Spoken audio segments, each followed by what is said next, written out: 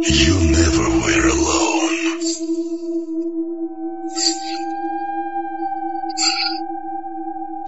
Juju আসছে. You are not alone. আমি শুধু তোমার সাথেই থাকতে চাই. Not alone. লুকোচুরি খেলবে? লুকোচুরি?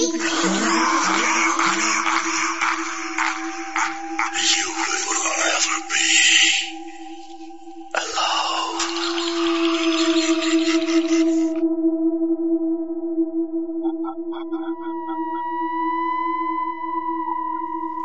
.com. The fear returns with Russell. যেভাবে লেখা আছে আমি সেভাবেই পড়ছি। আসসালামু আলাইকুম রাসেল ভাই, জানি আপনি সর্বদাই ভালোর তলে। আবারও অসংখ্য অন্তর্নিহিত আন্তরিক ধন্যবাদ সাব্বিরজির ঘটনাটিকে জীবন্ত করে তোলার জন্য। আপনার অনন্য উপস্থাপনায় একবার মনে হচ্ছিল আপনি সাব্বিরজি, আবার পরক্ষণে আপনি যেন জিয়াউদ্দিন সাহেব। যা হোক, সাব্বিরজি আবারও আসবে শীঘ্রই। তবে আজ একটি অন্যরকম ঘটনা শেয়ার করব। কথা না বাড়িয়ে ঘটনায় প্রবেশ করি।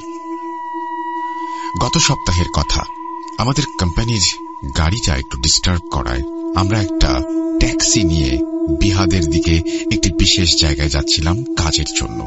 পথে ভীষণ জ্যাম, বোরিং লাগছিল, তাই গাড়ির এসিটা আরো একটু বাড়িয়ে গাড়ির ব্লুটুথের সঙ্গে মোবাইল কানেক্ট করে ভূত.com এর ডাউনলোড করা এপিসোড চোখ বন্ধ করে শুনতে শুরু করলাম। খানিক বাদে ড্রাইভারটা জিজ্ঞেস করল যে আমি কি শুনছি। খুবই ভয়ের মতো শোনাচ্ছে এটা। তখন আমি ওনাকে হিন্দিতে ব্যাপারটা বোঝালাম যে ভূত.com কি এবং এখানে কি হয়। কথাগুলো শুনে লোকটা কেমন যেন অজানা কিছুতে হারিয়ে গেল। খানিক বাদে আমাকে বলে উঠল, সাহাবজি, আমার জীবনেও এরকম বিভৎস ঘটনা ঘটে গেছে। আমি তো ব্যাপারটা শুনে চমকে উঠে আগ্রহের সাথে নড়ে চড়ে বসলাম এবং ঘটনাটা ওনাকে শোনাতে রিকোয়েস্ট করলাম। আমাকে শোনালে আমি ভূত.com এ শেয়ার করব। উনি প্রথমে রাজি হচ্ছিলেন না, পরে আমার অনুরোধে রাজি হলেন। ভদ্রলোকের নাম গোপন রাখছি, ছদ্মনাম রাজেন্দ্র প্রসাদ। একটা দীর্ঘশ্বাস ফেলে রাজেন্দ্রজি হিন্দিতে বলতে শুরু করলেন। যা বললেন আমি তা আমার মতো করে বাংলায় অনুবাদ করলাম। ভুল ত্রুটি ক্ষমা সুন্দর দৃষ্টিতে দেখবেন আশা করব। রাজেন্দ্রজি ধীর গম্ভীর স্বরে বলতে শুরু করলেন।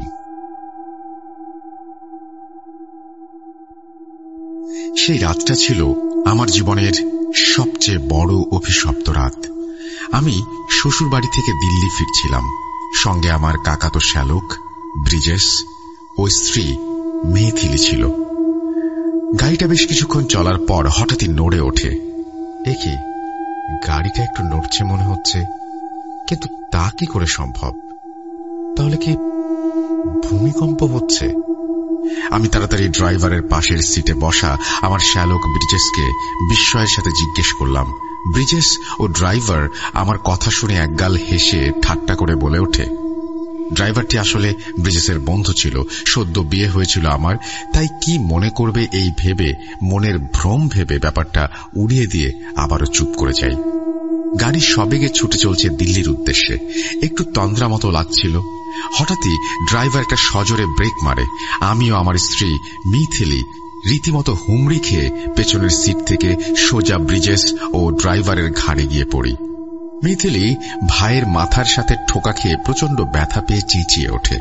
কি হলো জিজ্ঞেস করতে ব্রিজেশ সামনের দিকে তাকাতে বলে। দেখি কুয়াশাচ্ছন্ন ধোঁয়াশার ভেতর সামনের রাস্তার মাঝে একটি সাইনবোর্ড। গাড়ির হেডলাইটের আলোয় সাইনবোর্ডটা চকচক করছিল। তাতে লেখা সামনে কাজের জন্য রাস্তা বন্ধ, এবং দেখলাম ডান দিকে অপেক্ষাকৃত সরু রাস্তার দিকে যাওয়ার জন্য একটি অ্যারো সাইন পোতা আছে। কিন্তু এবার কি হবে? আসলে আগামীকাল বিকেলে আমার সৌদি আরব যাবার প্ল্যান, তাই সকালের মধ্যে দিল্লি পৌঁছাতে হবে। চিন্তাগ্রস্ত হয়ে ড্রাইভারকে জিজ্ঞেস করি, এখন কি হবে? এছাড়া কি আর কোনো রাস্তা নেই দিল্লি যাওয়ার? আমাকে সকালের মধ্যে পৌঁছাতে হবেই। এই যে ডান দিকের রাস্তাটা সামনে জঙ্গলে মিশে গেছে, ওটা কোথায় গেছে? ড্রাইভার জানায় যে এই রাস্তাটা জঙ্গল ও কিছু বিস্তীর্ণ রুক্ষ জমি পেরিয়ে কয়েকটি ছোট গ্রামের গাঁ ঘেঁষে যমুনার পার বরাবর আগ্রা চলে গেছে। রাস্তাটা প্রায় 50 কিলোমিটারের মতো, তবে মেরামতির অভাবে এবড়ো খেবড়ো, কিন্তু মেইন রাস্তার থেকে অন্তত 40-42 কিলোমিটার কম হবে আগ্রার দূরত্ব। আমি রীতিমতো আনন্দে হেসে উঠে যেন হাঁপ ছেড়ে বাঁচলাম। দিল্লি যেতে হলে আমাদের তো আগ্রা হয়েই যেতে হবে, তাই এই শর্ট রুটটি পেয়ে ভীষণ খুশি হয়েছিলাম।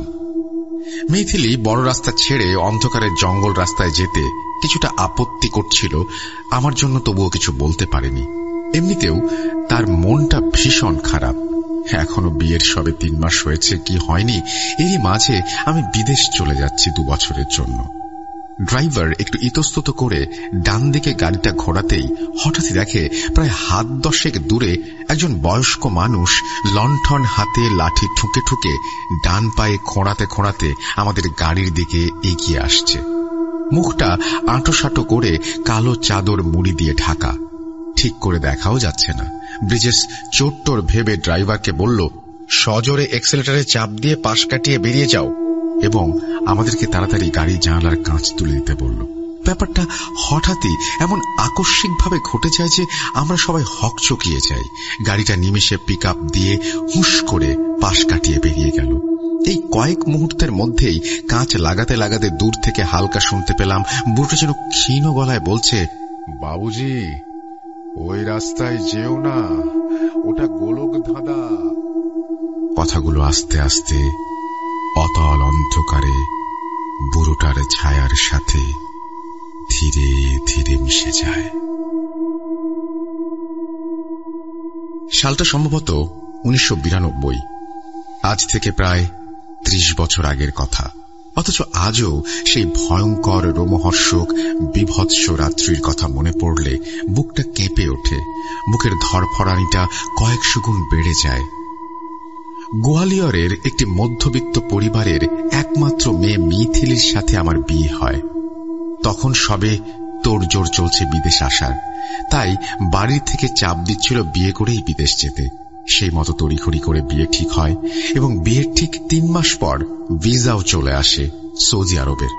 তাই যাওয়ার আগে মিথিলিকে বাপের বাড়ি ঘুরিয়ে নিয়ে আসার সিদ্ধান্ত নেই। যেই ভাবা সেই কাজ। 1 সপ্তাহের জন্য গোয়ালিয়রের শ্বশুর বাড়ি বেড়াতে চাই। আমার স্ত্রী খুব খুশি ছিল, কারণ বিয়ের পর সে প্রথম তার মা বাবার সাথে দেখা করছিল। প্রায় 1 সপ্তাহ সেখানে থেকে সেদিন বাড়ি ফিরছিলাম।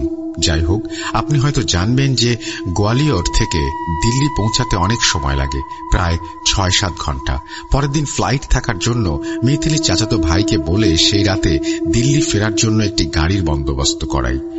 তখন রাত কয়টা বাজে ঠিক খেয়াল নেই, তবে আন্দাজ মধ্যরাত্রির কাছাকাছি হবেই। তাড়াহুড়ো করে বেরিয়ে আসার জন্য রাতে তেমন কিছু খাওয়া হয়নি, তাই শাশুড়ি মা আমাদের জন্য পুরি, সবজি, ক্ষীর বানিয়ে দিয়েছিলেন। ভেবেছিলাম খিদে পেলে কোনো একটা ধাবায় দাঁড়িয়ে খেয়ে নেওয়া যাবে, কিন্তু এখন তো হাইওয়ে ছেড়ে অন্ধকার জঙ্গলের রাস্তায় যাচ্ছি। জানি না এ রাস্তায় কোনো ধাবা পাবো কিনা। তাই গভীর রাতের দিকে আগ্রায় পৌঁছে কোথাও দাঁড়িয়ে খাওয়া যাবে এই ভেবে হালকা ঘুমানোর চেষ্টা করছিলাম, কিন্তু খালি পেটে কি আর ঘুম আসে? গাড়ির বাইরেটা যেন ঘন কুয়াশার চাদরে ঢাকা। এটুকু বুঝতে পারছিলাম, অন্ধকার রাস্তায় দুপাশে ঘন জঙ্গলের বুক চিরে আমাদের গাড়িটি এগিয়ে চলছে। আচমকাই কোনো কিছুর সাথে সজোরে ধাক্কা খেয়ে আমাদের গাড়িটা একটু স্লিপ করে রাস্তায় গিয়ে দাঁড়ালো। আমরা আবারও হুড়হুড়িয়ে পড়লাম সামনে বসা মানুষ দুটির ঘাড়ে। এবারে আমি চিৎকার করে বলে উঠি ড্রাইভারের ওপর, আরে ভাই, কিভাবে গাড়ি চালাচ্ছ? মরবে টরবে নাকি? ড্রাইভার থতমত খেয়ে কিছু বলতে যাবে, তার আগেই পাশের গভীর জঙ্গল থেকে ভয়ঙ্কর হাড় কাঁপানো জানোয়ারের আর্তনাদ ভেসে আসে। সম্ভবত শেয়াল বা হায়না গোছের কিছু হবে। মিথিলি আতঙ্কে কেঁপে ওঠে। নেমে দেখব তার আগেই গাড়িটা নড়ে ওঠে আগের মতো, যেন মনে হলো কেউ ধাক্কা দিচ্ছে। ব্রিজেস বিস্মৃত হয়ে ভূমিকম্পের আশঙ্কা করতে বুঝতে পারলাম এবার ব্যাপারটা ওরাও লক্ষ্য করছে। কয়েক মুহূর্ত নড়ার পর গাড়িটা থেমে যায়। আমরা নেমে দেখতে চাইলে মিথিলি বাধা দেয়। তবুও সাহস করে নেমে পেছনের দিকে তাকাতেই সবাই আঁতকে উঠি। গাড়ির ব্যাক লাইটের হালকা লাল আলোয় দেখি অদূরে একটি জানোয়ারের দেহ পড়ে আছে। কুয়াশার শীতল মায়াজাল কাটিয়ে কাছে গিয়ে দেখে আমরা ভয়ে শিউরে উঠি। দেখতে কোনো চেনা পরিচিত প্রাণীর মতো হলেও আকারটা অস্বাভাবিক ছিল। যদি নিজেদের চোখকে বিশ্বাস করতে হয় তাহলে বলতে পারি যে প্রাণীটির যে সামনে পড়েছিল তা দেখতে অনেকটা শেয়াল বা হায়না গোছের হলেও আকারে কিন্তু তাদের থেকে অনেকটাই বড়। শরীরটা প্রায় হাত তিনেক লম্বা, মোটা সোটা ঝাঁকড়ালো কালো লোমে ভর্তি দেহ, মুখটা থেঁতলে গেছে গাড়ির চাকায়। সে এক বিভৎস দৃশ্য। ব্রিজেস প্রায় বমি করে ফেলছিল। রাস্তাঘাটে এরকম এক আধটা অ্যাক্সিডেন্ট হয়েই থাকে, তাই ব্যাপারটা সামাল দিয়ে ব্রিজেসকে বললাম, হো কিছু না। এই বলে পেছন ঘুরে গাড়ির দিকে দেখতে যাব, তখনই ঘটে যায় এক রক্ত হিম করা অস্বাভাবিক ঘটনা। পেছন থেকে বুক কাঁপানো রক্ত শূন্য ঘর ঘর গর্জন ভেসে আসে। ঘাড় ঘুরিয়ে দেখি আশ্চর্যজনকভাবে জানোয়ারটা উঠে দাঁড়িয়েছে। জ্বলন্ত অস্বাভাবিক সবুজ চোখে কঠোরভাবে তাকিয়ে আছে, যার একটা চোখ থেতলে তাজা মাংসের পিণ্ডের সাথে ঝুলে আছে। সেই হাড় হিম করা চাহনিতে আমাদের একেবারেই হয়ে গিয়েছিল। হতভম্বের মতো দাঁড়িয়েছিলাম অচম্বিতে। আবারও সেই পরিচিত ভয়ঙ্কর গর্জনে সবাই চমকে দেখি জানোয়ারটা গর্জন করতে করতে জঙ্গলের গহীন অন্ধকারে মিলিয়ে গেল। গাড়িতে উঠতে গিয়ে একটা বিষয় লক্ষ্য করে ড্রাইভার চমকে ওঠে। দেখি গাড়িতে বেশ কয়েকটা হাতের ছাপ। তবে আশ্চর্যের বিষয় হল প্রত্যেকটি হাতের ছাপের তালুতেই 4টি করে আঙুল। ব্রিজেস বলে ওঠে, আরে ও কিছু না, হয়তো কোনো বাচ্চা দুষ্টুমি করে 4টে আঙুলের ছাপ দিয়েছে। রাতে আমরা গাড়িতে ওঠার সময় হয়তো খেয়াল করিনি। ড্রাইভার আবারও গাড়ি স্টার্ট দেয়। জানালার কাঁচটা তুলতে যাব এমন সময় লক্ষ্য করলাম জঙ্গলের মধ্যে বেশ কয়েকটা জোড়া সবুজ জ্বলন্ত চোখ মুহূর্তের জন্য দপদপ করে জ্বলে নিভে গেল এবং সঙ্গে সঙ্গে সমগ্র পরিবেশ কাঁপিয়ে রক্ত শীতল করা আর্তনাদ ভেসে আসলো। না, আর্তনাদ বললে ভুল হবে, যেন একদল শেয়াল বিভৎসভাবে ডেকে উঠল। মিথিলি আতঙ্কে কেঁপে উঠে আমাকে জড়িয়ে ধরে। ভয়ে আমারও শরীর কাঠ হয়ে আসে। ড্রাইভার সেই মুহূর্তের পৈশাচিকতা কাটাতে এক্সিলারেটরে সজোরে চাপ দিয়ে দ্রুত গাড়ির গতি বাড়িয়ে দিল। খিদেটা বেশ পাচ্ছিল, কিন্তু এই জঙ্গলে কোথাও দাঁড়িয়ে খাওয়ার আর সাহস হচ্ছিল না। এইভাবে প্রায় আরো ঘণ্টাখানেক চলার পর হঠাৎই দূরে একটি টিমটিম লাইট লক্ষ্য করলাম। কাছে আসতে দেখি একটি ছোট্ট খাবারের দোকান। ধাবা বললে ভুল হবে, তবে 2টো চেয়ার টেবিলের সেট সামনে ফেলা আছে। ড্রাইভারকে গাড়ি থামাতে বলি। এরপর খাবারের ব্যাগটা নিয়ে আমরা সবাই নেমে দোকানটার দিকে এগিয়ে যেতে ব্যাটারি চালিত টিমটিম লাইটে লক্ষ্য করলাম একজন বয়স্ক লোক কালো চাদর আঁটো সাঁটো করে মুড়ি দিয়ে দোকানের মধ্যে বসে আছে। আমাদের দেখে লাঠি ঠুকে ঠুকে খোঁড়াতে খোঁড়াতে এগিয়ে এলো। মুখটা ঠিক করে দেখা যাচ্ছে না, যা শীত পড়েছে। কিন্তু হঠাৎই কিছু একটা মাথার ভেতর আসতে চমকে উঠলাম। পরক্ষণে নিজেকে মনে মনে ব্যঙ্গ করলাম, তা আবার হয় নাকি? এতটা পথ একটা মানুষ কিভাবে হেঁটে আমাদের আগে পৌঁছাবে? কি সব অলীক ভাবনা। মনে মনে একটু হেসে উঠলাম।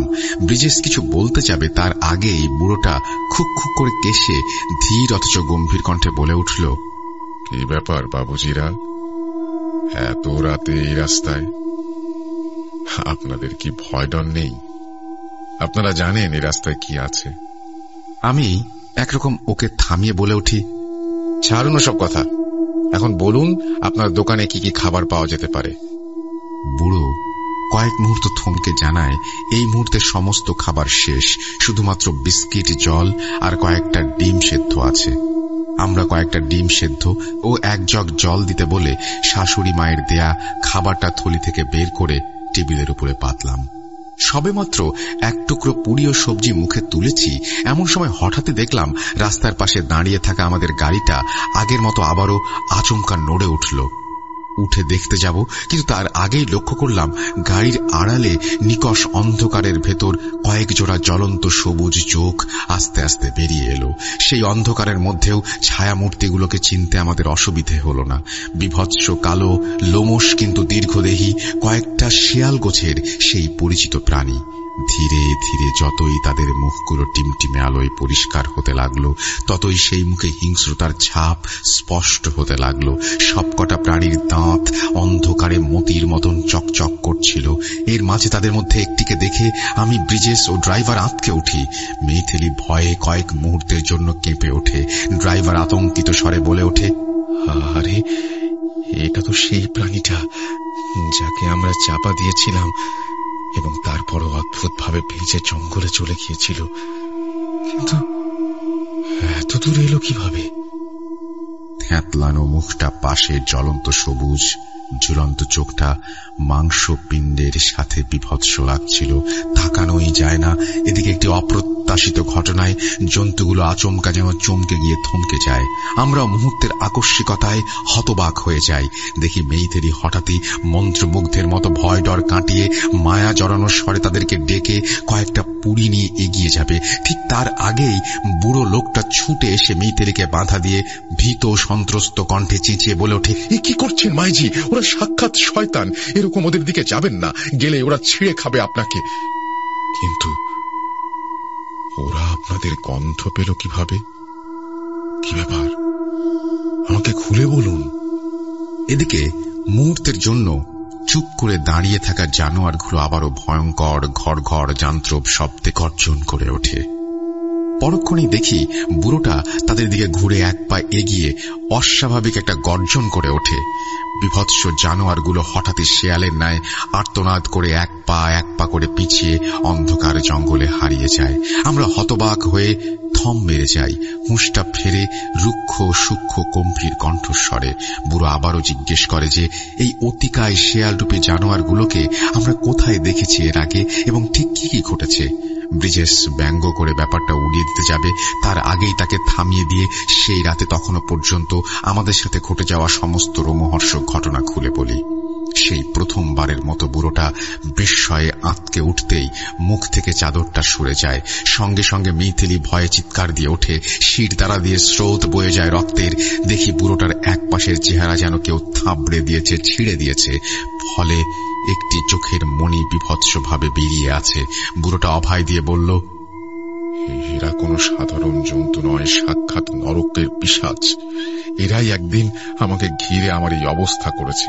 আপনাদের উপর কাল নেমে এসেছে, সাবধান। আমি বলি কি বাবুজি, আজকের রাত্রে এখানেই থেকে যান, কাল সকালেই চলে যাবেন। এখানে থাকলে নিরাপদে থাকবেন। বুড়োটা আবারও কিছু বলতো, কিন্তু ব্রিজেস তাকে থামিয়ে একরকম চেঁচিয়ে ওঠে, হ্যাঁ হ্যাঁ হ্যাঁ, আমরা থাকি আর তুমি সব লুটপাট করো। কে, তাই তো? একদম না। তোমার কত বিল হয়েছে বলো, টাকাটাও নাও আর কেটে পড়ো। সেই রাতে একটার পর একটা অস্বাভাবিক ঘটনা আমরা ঠিকমতো হজম করতে পারছিলাম না। কেন যেন মনে হচ্ছিল ভেতরে বারবার কেউ বলে উঠছিল, থেকে যা, যাসনি, সামনে ভীষণ বিপদ, যাসনি। কিন্তু কিছু করার ছিল না। রাত পোহালেই পরের দিন ফ্লাইট, এতগুলো টাকা লেগে গেছে, তাই চুপচাপ খাওয়া দাওয়া শেষ করে উঠে পড়ি। সবার সাথে গাড়ির কাছে আসতেই চমকে উঠি। দেখি আবারও হাতের ছাপ। এবার হাতের ছাপের পরিমাণ আরো বেশি। পাছে মেয়েথেলি ভয় পায়, তাই ওকে কিছু না বলে তিনজনে ভয়টাকে নিজেদের মধ্যে চেপে গাড়িতে বসে পড়লাম। ড্রাইভার আবারও গাড়িটা স্টার্ট করল। জায়গাটা ছেড়ে যাওয়ার সময় দেখলাম বুড়োটা লণ্ঠন হাতে আমাদের গাড়ির দিকে তাকিয়ে আছে। যেতে যেতে বুড়োর দিকে তাকিয়ে থাকতে থাকতে মনে হলো বুড়োর দু চোখ যেন জ্বলন্ত সবুজ আগুনের গোলা। কে জানে কি দেখেছি, হয়তো মনের ভুল ভেবে চোখ ফিরিয়ে নেই। এইভাবে আরো বেশ কিছুক্ষণ নিস্তব্ধে অজানা অন্ধকারে আমাদের গাড়ি এগিয়ে যাচ্ছিল। ড্রাইভার হঠাৎই গাড়িটা থামিয়ে বলল যে বাথরুম করবে। সেই মতো গাড়ি থেকে নেমে পাশে একটা গাছের আড়ালে গেল। তখন ঘড়িতে দেখলাম প্রায় 1:15টার মতো বাজে।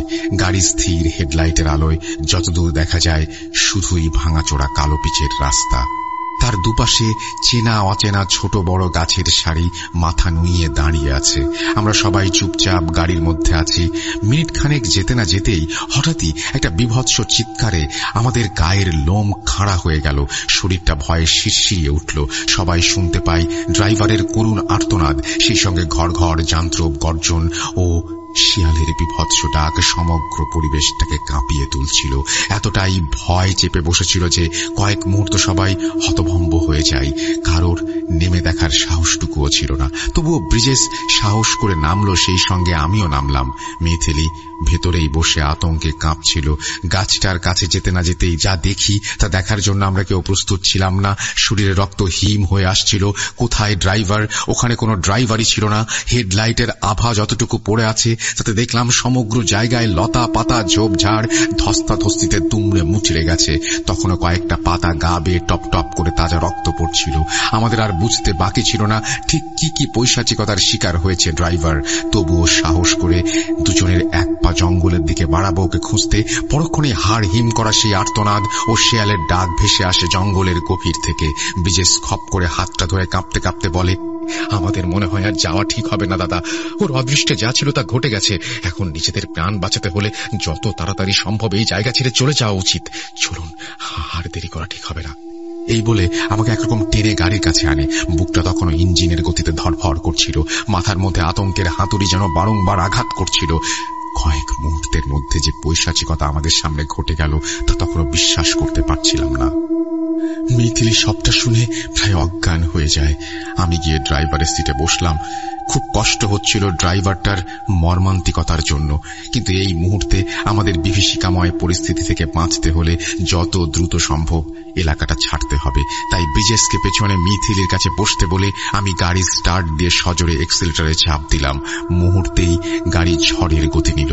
এভাবেই কিছুক্ষণ চলার পর হঠাৎ সাইড লুকিং গ্লাসে লক্ষ্য করলাম বেশ কয়েক জোড়া জ্বলন্ত সবুজ চোখ আমাদের গাড়ির দিকে ছুটে আসছে। তারা যত গাড়ির কাছাকাছি এগিয়ে আসছে ততই ব্যাকলাইটের আলোয় সেই হিংস্র বিভৎস পিশাচরূপী দীর্ঘকায় জানোয়ারগুলোর কালো লোমশ দেহ লুকিং গ্লাসে স্পষ্ট হচ্ছে। বুঝতে পারছিলাম খুব বড় ভয়ঙ্কর বিপদের মধ্যে পড়ে গেছি আমরা।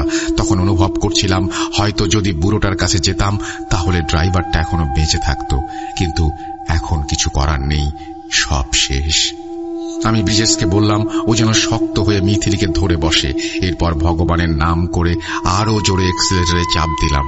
কিছুক্ষণ এইভাবে চলার পর লুকিং গ্লাসে খেয়াল করলাম জানোয়ারগুলো আর নেই, কিন্তু তার পরবর্তীতে সামনে যে দৃশ্যটা চোখে পড়ে তা দেখার পর আমি রীতিমতো অবাক হয়ে যাই, রীতিমতো মাথাটা ঘুরে যায়। দেখি ডান পাশে বুড়োটা লণ্ঠন হাতে নিভু নিভু জ্বলন্ত সবুজ চোখে আমার দিকে উদ্বিগ্ন দৃষ্টিতে তাকিয়ে আছে। তার মানে ঘন্টা দেড়েক আমরা কি শুধুই গোল চক্কর দিয়ে একই জায়গায় পৌঁছালাম? কিন্তু তা কি করে সম্ভব? রাস্তা তো সোজা। ভয়টা এবার ক্রমশ গলা টিপে ধরছিল। নামার সাহস হলো না। সজোরে গাড়ি ছুটিয়ে দিলাম আবারও। কিছুক্ষণ গাড়ি চলার পর পুনরায় লক্ষ্য করলাম সেই অতি প্রাকৃতিক অস্বাভাবিক ঘটনাটি। আবারও একইভাবে রাস্তার ডান পাশে বুড়োটা উদ্বিগ্ন দৃষ্টিতে আমাদের দিকে তাকিয়ে দাঁড়িয়ে আছে। এবারে ব্রিজেসও লক্ষ্য করেছে ব্যাপারটা। ভয়ে কাঁপতে কাঁপতে বলে ওঠে, এসব কি হচ্ছে দাদা আমাদের সাথে? কেন এই পিশাচেরা আমাদের ঘিরে ধরেছে? আমরা কি আদৌ বাঁচবো? বারবার কেন আমরা একই জায়গায় ফিরে আসছি? কিছু একটা করুন দাদা, আমি এইভাবে মরতে চাই না। মনের ভয়টাকে একরকম চেপে কোন রকমে ব্রিজেসকে সান্ত্বনা দেই, চিন্তা করো না, ভগবান চাইলে সব ঠিক হয়ে যাবে। এবার কি মনে হলো গাড়িটা পুরো ইউটার্ন করে উল্টো দিকে ঘুরাই।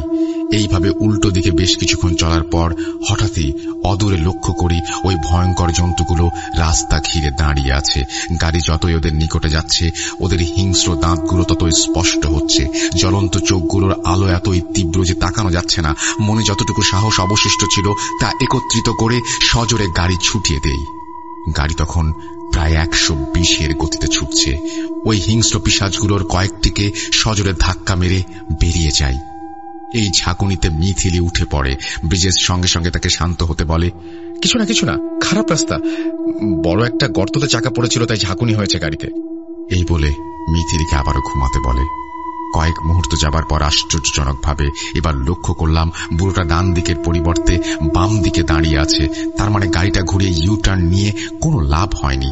যেখানে ছিল ঘুরে ফিরে সেখানেই আছে, শুধু মাঝের 2টা ঘন্টা গায়েব। ততক্ষণে প্রায় 2:30টার উপরে বেজে গেছে। ভয়টা এতটাই চেপে বসেছিল যে মাথা ঠিক মতো কাজ করছিল না। কয়েক সেকেন্ড চুপচাপ থেকে শেষমেশ ব্রিজেস ও আমি সিদ্ধান্ত নেই যে না, এইভাবে আর এগোনোই ঠিক হবে না। যে ভয়ঙ্কর শয়তান আমাদের পিছু নিয়েছে তা এক রোমহর্ষক রহস্যময় গোলক ধাঁধা। প্রাণটা বেঁচে থাকলে আগামীতে আবারও বিদেশ যেতে পারবো। তাই সিদ্ধান্ত নেই শ্বশুর বাড়ি ফিরে যাব। যদি ভগবান সহায় হন, ঘন্টা 2-এর মধ্যে আশা করি পৌঁছে যাব। যেই ভাবা সেই কাজ। মনকে শক্ত করে গাড়ি ঘোরালাম ফেরার উদ্দেশ্যে। ওই জায়গা ছেড়ে যাওয়ার সময় লক্ষ্য করলাম বুড়োটা সেই একইভাবে দাঁড়িয়ে আছে। বেশ কিছুক্ষণ গাড়িটা চালানোর পর হঠাৎই সজোরে গাড়ির ছাদের ওপর কিছু একটা লাফানো অনুভব করলাম, যার ফলে গাড়িটা খানিকটা নড়ে উঠল। এক্সেলেটরে যতটা সম্ভব জোরে চাপ দিয়ে ধরেছি, যেখানে গাড়ির গতিবেগ 120-র বেশি হওয়ার কথা না, অথচ অনুভব করছি গাড়ি মোটেই এগোচ্ছে না, বা এগুলেও 30-40-এর মতন স্পিড। গাড়ির ছাদের ওপর ঘর ঘর জন্তুর গর্জনটা যেন ক্রমশ শরীরের শিরা উপশিরায় টান টান উত্তেজনা তৈরি করছিল। হঠাৎ দেখলাম একটি বিভৎস পৈশাচিক কুৎসিত কালো শেয়ালের ন্যায় জানোয়ার লকলকিয়ে জিভ দিয়ে ফ্রন্ট গ্লাসটায় মাথাটা নামিয়ে নিয়ে আসলো। আমাদের দিকে তাকাতে তাকাতে গাড়ির ছাদ থেকে সামনের দিকে নেমে আসছে। সেই ভয়ঙ্কর দৃশ্য আর সহ্য করতে পারিনি। গাড়ির নিয়ন্ত্রণ হারিয়ে সজোরে একটি পাথরের ঢিপিতে ধাক্কা মারি। এরপর আর কিছু মনে নেই। খানিকক্ষণ বাদে জ্ঞানটা ফিরতে মাথায় প্রচন্ড ব্যথা অনুভব করলাম। হাত দিয়ে বুঝতে পারলাম মাথাটা স্টিয়ারিং এর ধাক্কা খেয়ে ফেটে গেছে অল্প। তা দিয়ে হালকা হালকা রক্ত চুইয়ে পড়ছে। পকেট থেকে রুমাল বের করে চেপে ধরেছি। ব্রিজেস ও মিথিলির কি অবস্থা দেখতে গিয়ে আঁতকে উঠি। এ কি, ওরা কোথায়? ব্রিজেস, মিথিলি, তোমরা কোথায়? পেছনে কেউ ছিল না। সঙ্গে সঙ্গে গাড়ি থেকে বেরিয়ে এসে উন্মাদের মতো চিৎকার করি। খানিক বাদে অন্ধকার গভীর জঙ্গলের ভেতর থেকে ব্রিজেসের করুণ আর্তনাদ ভেসে এসে শরীরটাকে বরফের মতো জমিয়ে দেয়। ভ্রমটা কাটে তার ঠিক কয়েক মুহূর্ত বাদে। হঠাৎই পাশের একটি পাথরের আড়াল থেকে তীব্র ব্যথা জড়ানো মিহি কণ্ঠে মিথিলি ডাকে। শুনে সঙ্গে সঙ্গে ছুটে যাই পাথরটার কাছে। গাড়ির হেডলাইটের আলো তখনও জ্বলছে। সেই আলোতে দেখি মিথিলির রক্তাক্ত হাতটা পাথরের আড়াল থেকে বাইরে বেরিয়ে এসেছে। বুঝলাম হালকা নড়ছে হাতটা। আমি মিথিলি বলে চিৎকার দিয়ে পাথরের আড়াল থেকে যা দেখি তা দেখার পর আমার পায়ের তলার মাটি সরে যায়। আমি আমার জীবনে এমন বিভৎস দৃশ্য কখনো দেখিনি। শরীরের সমস্ত রক্ত জমাট বেঁধে কাঠ হবার উপক্রম। আমি আতঙ্কে চিৎকার দিয়ে কেঁদে উঠি। এ কি অবস্থা মিথিলি? এ কি হলো? হায় ঈশ্বর! মিথিলির রক্তাক্ত বিভৎস কাঁটা ছেঁড়া অর্ধেক শরীরটা একবার কোন রকমে আমাকে দেখে নিথর হয়ে পাথরের গায়ে লুটিয়ে পড়ে। কোমর থেকে পায়ের অধিকাংশ অংশটা ছিল না। বুকটা বিভৎসভাবে চেরা। কি করব কিছুই বুঝে উঠতে না পেরে উন্মাদের মতো অন্ধকারে জঙ্গলের দিকে ছুটতে থাকি। এভাবে কিছুক্ষণ ছুটেছি। কতক্ষণ ছুটেছি জানি না। হঠাৎই একটি গাছের গুড়িতে ধাক্কা খেয়ে অন্ধকার একটি খাদে প্রায় পড়েই যাচ্ছিলাম। ঠিক সেই মুহূর্তে আকস্মিকভাবে একটি হাত আমাকে পেছন থেকে ধরে ফেলে। এটুকু এখনো মনে আছে, হাতটা বরফের মতো ঠান্ডা ছিল।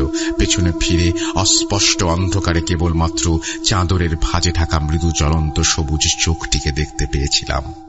এরপর আর কিছু মনে নেই। জ্ঞান ফিরতে দেখি আমি কোনো একটি গ্রামের মন্দির প্রাঙ্গণে শুয়ে আছি। পাশে কিছু মানুষ বিস্মৃত দৃষ্টিতে আমার দিকে তাকিয়ে আছে। 2জন কনস্টেবলও দেখলাম সেখানে উপস্থিত। হঠাৎ গত রাতের সেই বিভীষিকাময় ঘটনার কথা মনে পড়তে আমি আতঙ্কে দুঃখে কেঁদে উঠি।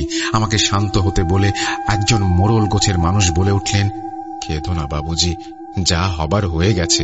ভোরবেলা বড় বাবু তোমাকে এই গ্রামে দিয়ে যান এবং তোমার সঙ্গে যে মর্মান্তিক ঘটনা ঘটেছে সেই ওই গোলক ধাঁধার চুড়েলদের হাতে তাও জানান। তারপর আমরা পুলিশকে খবর দেই। পুলিশ এখন বাকি দেহগুলোকে খুঁজতে জঙ্গলে গেছে। কেন যে তোমরা ওই গোলক ধাঁধায় পা রেখেছিলে, হায় ঈশ্বর! আমি বিস্মৃতভাবে শুনেছিলাম। কে এই বুড়ো বাবা জানতে চাইলে মোড়ল জানায়, আমরাও জানি না, তবে জঙ্গলে কাঠ কাটতে গিয়ে বা মধু সংগ্রহ করতে গিয়ে কোনো মানুষ বিপদে পড়লে ভগবানের মতো উনি সামনে এসে বাঁচান। তোমার তোমাদেরও নিশ্চয়ই উনি অনেকবার বারণ করেছিলেন, তোমরা হয়তো তার কথা শোনোনি, তাই আজকে এই পরিণতি। এরপর বেলা 10টা নাগাদ পুলিশের একটি দল 2টো আধ খাওয়া ও একটি তাজা হাড়গোড়ের অবশেষ সংগ্রহ করে নিয়ে এসে অ্যাম্বুলেন্সে তোলে। আমার জীবনে এরকম ভয়ঙ্কর পৈশাচিকতা আমি আজও ভুলতে পারিনি। আজও রিয়াদে কোনো রাস্তায় অধিক রাত হলে আমার গায়ে কাঁটা দিয়ে ওঠে। এরপর আরো 2 বছর পর আমি আবারও ভিসা লাগিয়ে সৌদি আরব আসি এবং বাড়ির একরকম জোড়াজুড়িতে 1998-এ আবারও বিয়ে করি। এখন দেশে আমার এক ছেলে, এক মেয়ে ও স্ত্রী থাকে। ছেলেটা ইঞ্জিনিয়ারিং এ পড়ছে, মেয়েটা সবে হায়ার সেকেন্ডারিতে ভর্তি হয়েছে। এই বলে রাজেন্দ্রজি থামলেন। দেখলাম চোখের কোণটা তার ভিজে এসেছে। এই ছিল ঘটনা, এবং চমৎকার একটি ঘটনা আমরা শোনালাম আপনাদেরকে। আশা করছি এই ঘটনাটি আপনাদের ভালো লেগেছে। খুবই অদ্ভুত টাইপের ঘটনা। এই ঘটনা সম্পর্কে যে কোনো মন্তব্য আপনারা লিখতে পারেন স্বাধীন মিউজিক অ্যাপের কমেন্ট সেকশনে বা আমাদের ফেসবুক পেজে। আমাদেরকে ঘটনা পাঠাতে হলে আমাদের ইমেল অ্যাড্রেসটা মনে রাখতে হবে। আমাদের ইমেল অ্যাড্রেস হচ্ছে russell.booth.com@gmail.com। আপনারা সুকান্ত মাইতির ঘটনা শুনছিলেন। আপনাদেরকে অসংখ্য ধন্যবাদ। আমরা চলে যাব আমাদের পরের ঘটনায়। এই ফাইলটি ডাউনলোড করেছেন episodevd.com ওয়েবসাইট থেকে। এরকম আরো অনেক ফাইল ডাউনলোড করার জন্য এখনই ভিজিট করুন episodevd.com।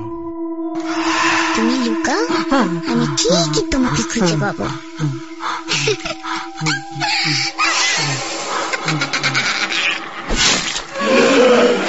Booth.com with Russell.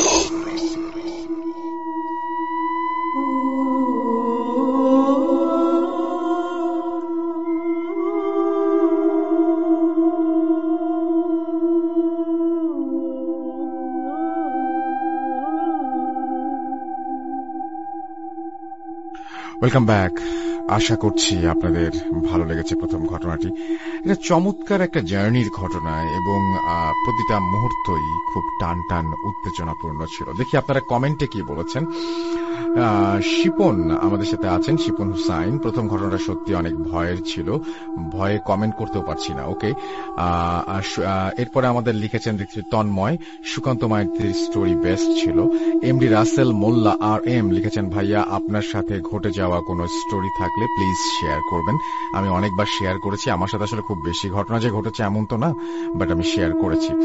Rifat বাবা লিখছেন, রাসেল ভাই লাইভ মুবারক, thank you, love you booth.com, thank you so much. MD Galib Islam লিখেছেন, রাসেল ভাই বরাবরের মতো আজকেও ঢাকার উত্তরা থেকে শুনছি। আমাদের সাথে আছেন দেখতে পাচ্ছি। এছাড়াও এমডি নীরব, আসসালামু আলাইকুম রাসেল ভাই। ওয়ালাইকুম সালাম। তিনি লিখেছেন, নীরব কেরানীগঞ্জ থেকে শুনছি। আমাদের সাথে আছেন মাহি মজুমদার।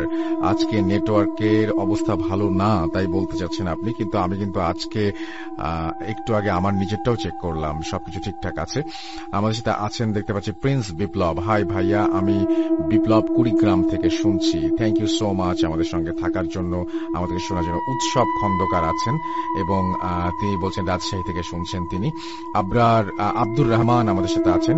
সামিয়া ইসলাম অরিন আমাদের সাথে আছেন। আমাদের সাথে আছেন দেখতে পাচ্ছি অভিজিৎ অভি, আছেন রাহিব হাসান, আছেন আমাদের সাথে দেখতে পাচ্ছি ফারহানা শারমিন তান্নি, আছেন আমাদের সাথে দেখতে পাচ্ছি মোহাম্মদ আমিন, এবং তিনি বলছেন তেমনটা ভয়ের ছিল না। এমডি নীরব লিখেছেন, আসসালামু আলাইকুম রাসেল ভাই, আমি নীরব। আমাদের সাথে আছেন হানিফ শিকদার, ঢাকা ধামরাই থেকে তিনি লিখছেন। আমাদের সাথে আছেন প্রিন্স, আমাদের সাথে আছেন দেখতে পাচ্ছি AI শিহাব। ফার্স্ট স্টোরিটা জোস ছিল, অনেক ভয় পেয়েছি। লাভ ফ্রম রংপুর আমার সাথে আছেন দেখতে পাচ্ছি। এছাড়াও আহমেদ সাব্বির নরসিংদী থেকে শুনছেন তিনি। SR রাজ আমাদের সঙ্গে আছেন। প্রথম ঘটনাটা অনেক কষ্টকর, হৃদয় বিদারক ছিল, আমার চোখে পানি চলে এসেছে কেন জানি। আমার সাথে আছেন দেখতে পাচ্ছি এছাড়াও আরো অনেকেই, যেমন আফনান হুসাইন আমাদের সঙ্গে আছেন, তিনিও আমাদেরকে লিখছেন। Thank you so much. আমরা আবারও আমাদের অডিও ক্লিপে ফিরে আসবো, তবে তার আগে আমরা যেটা চাই, সোহাগ অনেক দিন পরে আমাদের একটা স্টোরি পাঠিয়েছে। সোহাগ চক্রবর্তীর ঘটনাটা আমরা একটু আপনাদের জন্য প্লে করতে চাই। আশা করছি এই ঘটনাটা আপনাদের ভালো লাগবে এবং আপনারা পরবর্তী ইমেল যেটা আছে সেটার জন্য ওয়েট করবেন, সেই পর্যন্ত আমাদের সঙ্গে থাকবেন। আমরা চলে যাচ্ছি আমাদের সোহাগ চক্রবর্তীর ঘটনায়। চলুন শুনে আসি। Booth.com Russell.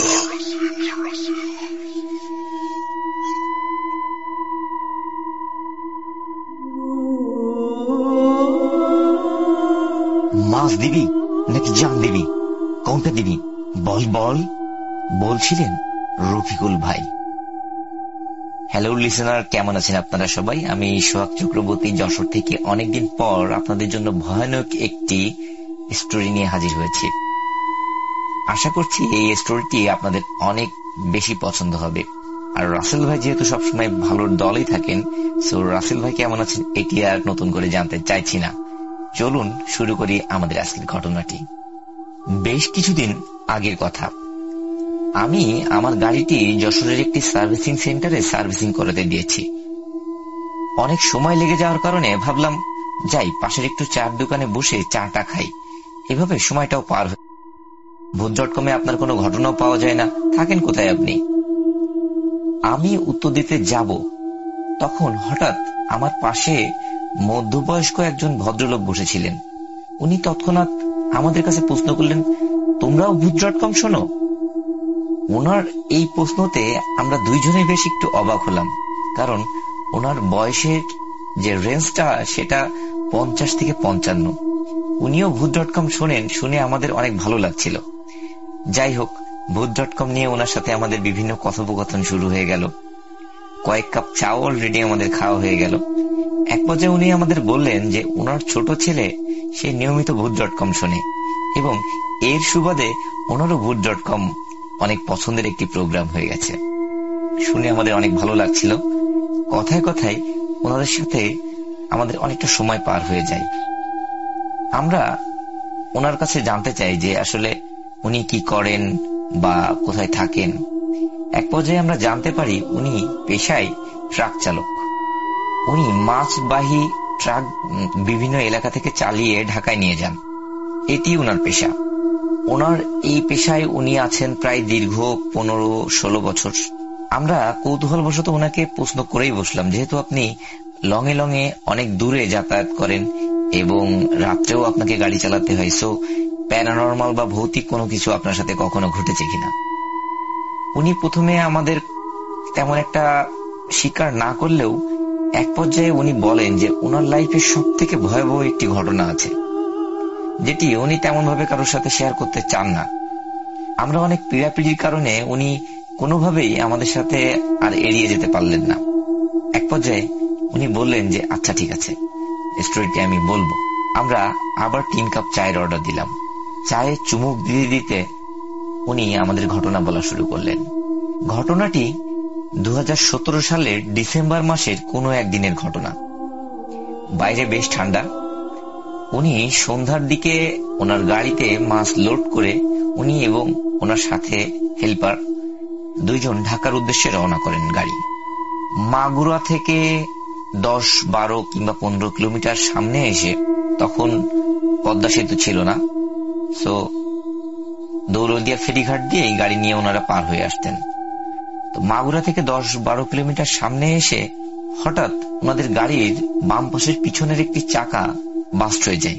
উনি তৎক্ষণাৎ গাড়িটিকে নিয়ন্ত্রণে এনে রাস্তার একটি পাশে সাইড করেন। হেল্পার এবং উনি দুজনে নেমে চাকাটি পরিবর্তন করার চেষ্টা শুরু করেন। উনি চাকাটি খুলে হেল্পারকে বলেন যে তুই চাকাটি সুন্দর করে লাগা, এবং উনি পাশে একটু হাঁটাহাঁটি করছিলেন আর কি। প্রায় 10-15 মিনিট সময় লাগার পরে ওনারা গাড়িটি মেরামত করে আবার গাড়িতে উঠে গাড়ি স্টার্ট দেন। গাড়ি চলছে 10-15 মিনিট 20 মিনিট। উনি খেয়াল করলেন এর আগ পর্যন্ত হেল্পার ওনার সাথে খুব বেশি কথা বলছিল। আসলে লং ডিস্টেন্সে যখন ওনারা গাড়ি চালান, হেল্পারের প্রধান কাজই থাকে ড্রাইভারকে অ্যাক্টিভ রাখা, যার কারণে ড্রাইভারের যদি কখনো ঝিমুনি আসে, ঘুম আসে বা অন্যমনস্ক হয়ে যায়, তখন আর কি দুর্ঘটনা হতে পারে। এই জিনিসগুলো এড়ানোর জন্য হেল্পার বেশিরভাগ সময় ড্রাইভারের সাথে বিভিন্ন রকম কথাবার্তা বলে, পান সিগারেট বিভিন্ন জিনিস খায় আর কি। তো উনি খেয়াল করছিলেন 10-20 মিনিট বা আধা ঘন্টা ধরে হেল্পার কোনো কথাই বলছে না। আরো একটা জিনিস উনি খেয়াল করছিলেন যে গাড়ির ভিতরের যে টেম্পারেচার সেটি অনেক বেশি বেড়ে গেছে। যেহেতু শীতের সময় ছিল, উনি গায়ে জ্যাকেট আরো অনেক কিছু পরেছিলেন। উনি ভাবছিলেন যে এইগুলোর জন্য আসলে ওনার গরম লাগছে। উনি কি করলেন, ওনার পাশের দরজার যে গ্লাসটি সেটি অনেকটা নামিয়ে দেন এবং বাইরে হাত দিয়েই গাড়ি চালাতে থাকেন।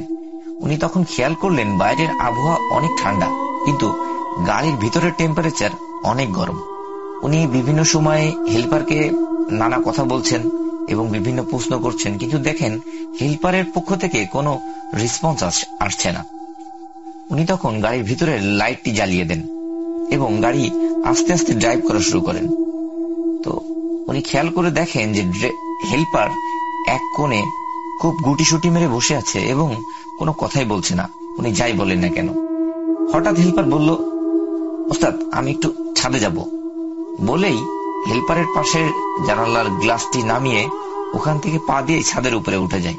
আপনারা হয়তো দেখে থাকবেন চলন্ত গাড়িতে হেল্পার অনেক সময় এইভাবে ছাদে চলে যায়। সে তো এটি উনার কাছে তেমন নতুন কোনো ব্যাপার না, উনি এটিকে তেমন গুরুত্ব দিয়ে দেখলেন না। অনেক সময় উনি গাড়ি চালাচ্ছেন, হেল্পার আর নিচে আসে না। এক পর্যায়ে উনি একটা বাজারের ভিতরে যে একটা দোকানের পাশে গাড়িটি সাইড করে রাখেন, পান সিগারেট এগুলো খাই, লোকজনের সাথে একটু কথাবার্তা বলে, ওখানে পরিচিত কয়েকজন ছিল। তারপরে গাড়িতে এসে স্টার্ট দেবেন, তখনও দেখেন গাড়িতে হেল্পার নাই। উনি ছাদের উপরে খেয়াল করতে থাকেন, লাইট নিয়ে উপরে উঠে যান এবং যে দেখেন ওনার যে হেল্পার ছিল উনি মাছগুলো বড় বড় পেটির মধ্যে কার্টনে খুব সুন্দর করে প্যাকিং করা হয়, বরফ টরফ দিয়ে একেবারে খুব সুন্দর করে রাখা হয় যাতে মাছগুলো নষ্ট না হয়ে যায়। ওখান থেকে বড় একটি পেটি খুলে ওই মাছগুলো বাইরে বের করছে এবং ওই হেল্পারের গায়ে অনেক রক্ত, মাছের রক্ত। উনি কি হচ্ছে ব্যাপারটা বুঝতে পারে না। হেল্পারকে অনেক ধমক টমক দিয়ে উনি নিচে নিয়ে চলে আসেন, আবার কার্টনটি সুন্দর করে প্যাকিং করে। এইবার উনি যখন আবার গাড়ি চালাচ্ছেন, আবার 10-15 মিনিট 20 মিনিট পার হয়ে যাওয়ার পরে উনি খেয়াল করেন গাড়ির মধ্য থেকে অনেক মাছের গন্ধ বেরোচ্ছে। কার্টনগুলো তো খুব সুন্দরভাবে প্যাকেজিং করা হয় এবং ক্যাবিনের ভিতরে মাছের গন্ধ আসার কোনো সম্ভাবনা থাকে না। আর উনি যে টাইপের গাড়িটি চালাচ্ছিলেন, গাড়ির সামনের ক্যাবিনটি অনেক সুন্দর, সেখানে মাছের গন্ধ আসার কোন রকম সম্ভাবনা নেই। উনি আবার ক্যাবিনের ভিতরে লাইটটি জ্বালান। এইবার ক্যাবিনের ভিতরে লাইটটি জ্বালিয়ে উনি মারাত্মক আকারে ভয় পান। উনি দেখেন ওনার সাথে যে হেল্পার যিনি বসে আছেন সে বড় একটা মাছ হাতে নিয়ে ওই মাছ কাঁচা অবস্থায় খাচ্ছে। এই কারণেই ওই মাছের গন্ধ কিন্তু ওই ক্যাবিনের মধ্যে বের হচ্ছে। উনি এই ঘটনা দেখে তৎক্ষণাৎ গাড়ি হার্ড ব্রেক করেন এবং হার্ড ব্রেক করার সাথে সাথেই ওই হেল্পার আবার জানলা দিয়ে ছাদের উপরে চলে যায়। উনি রাস্তার এক সাইডেই গাড়িটিকে আবার সাইড করে একটু হাঁটাহাঁটি করছিলেন। রাস্তাটি অনেক ফাঁকা একটা নির্জন জায়গা। রাস্তার ডান পাশে বড় একটি পুকুর বা দিঘি টাইপের আছে। উনি কি করবেন, অন্য কোনো তেমন গাড়িও পাচ্ছেন না, তখন প্রায় রাত 11:30-12টা এমন সময়। উনি অনেক সময় হাঁটাহাঁটি করে গাড়ির ড্রাইভারদের সিটের নিচে অনেক সময় বিভিন্ন প্রোটেকশনের জিনিস, লাঠি রড এরকম টাইপের জিনিস থাকে। উনি এরকম লাঠি রডটা নিয়ে একটা টর্চ লাইট নিয়ে আবার ছাদের উপরে ওঠেন। উঠে যে দেখেন ভয়াবহ দৃশ্য, ওই হেল্পার মাছের পেট থেকে, দেখবেন যে পেট কেটে এক পাশে যদি চাপ দেওয়া হয় তখন নাড়িভুড়িগুলো বের হয়ে আসে। ওই নাড়িভুড়িগুলো ওই হেল্পার আমরা যেমন নুডলস যেভাবে খাই ওইভাবে চুষে চুষে খাচ্ছে। এই দৃশ্য দেখে উনি কোনোভাবে আর নিতে পারছিলেন না। তারপরেও যেহেতু উনি অনেকদিন ধরে গাড়ি চালাচ্ছেন, অনেক ভয়াবহ দুর্ঘটনার মুখোমুখি হয়েছেন, উনি নিজের যে সেন্সটা সেটা ধরে রাখার চেষ্টা করছিলেন এবং ওই হেল্পারকে ওই রড দিয়ে মারার জন্য উদ্যত হন।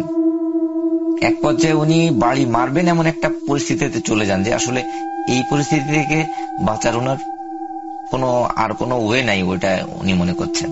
যেই উনি ওই রড দিয়ে হেল্পারকে বাড়ি মারতে যাবেন, ওই সময় ওই হেল্পার মা দিবি নাকি জান দিবি বলছিলেন এবং মাছের যে নাড়িভুড়ি যেটা রক্ত খাচ্ছিল ওইটা থুতু দিয়ে আর কি পিচকিরির মতো করে ওনার গায়ে মারেন। এতে উনি ভয় পেয়ে ওই ট্রাকের ছাদ থেকে নিচে পড়ে যান পিচের রাস্তার উপরে। ওনার এরপরে আর কোনো কিছু মনে নেই। উনি পরদিন সকালবেলায় নিজেকে আবিষ্কার করেন ওখান থেকে প্রায় 8 কিলোমিটার দূরে একটি থানাতে।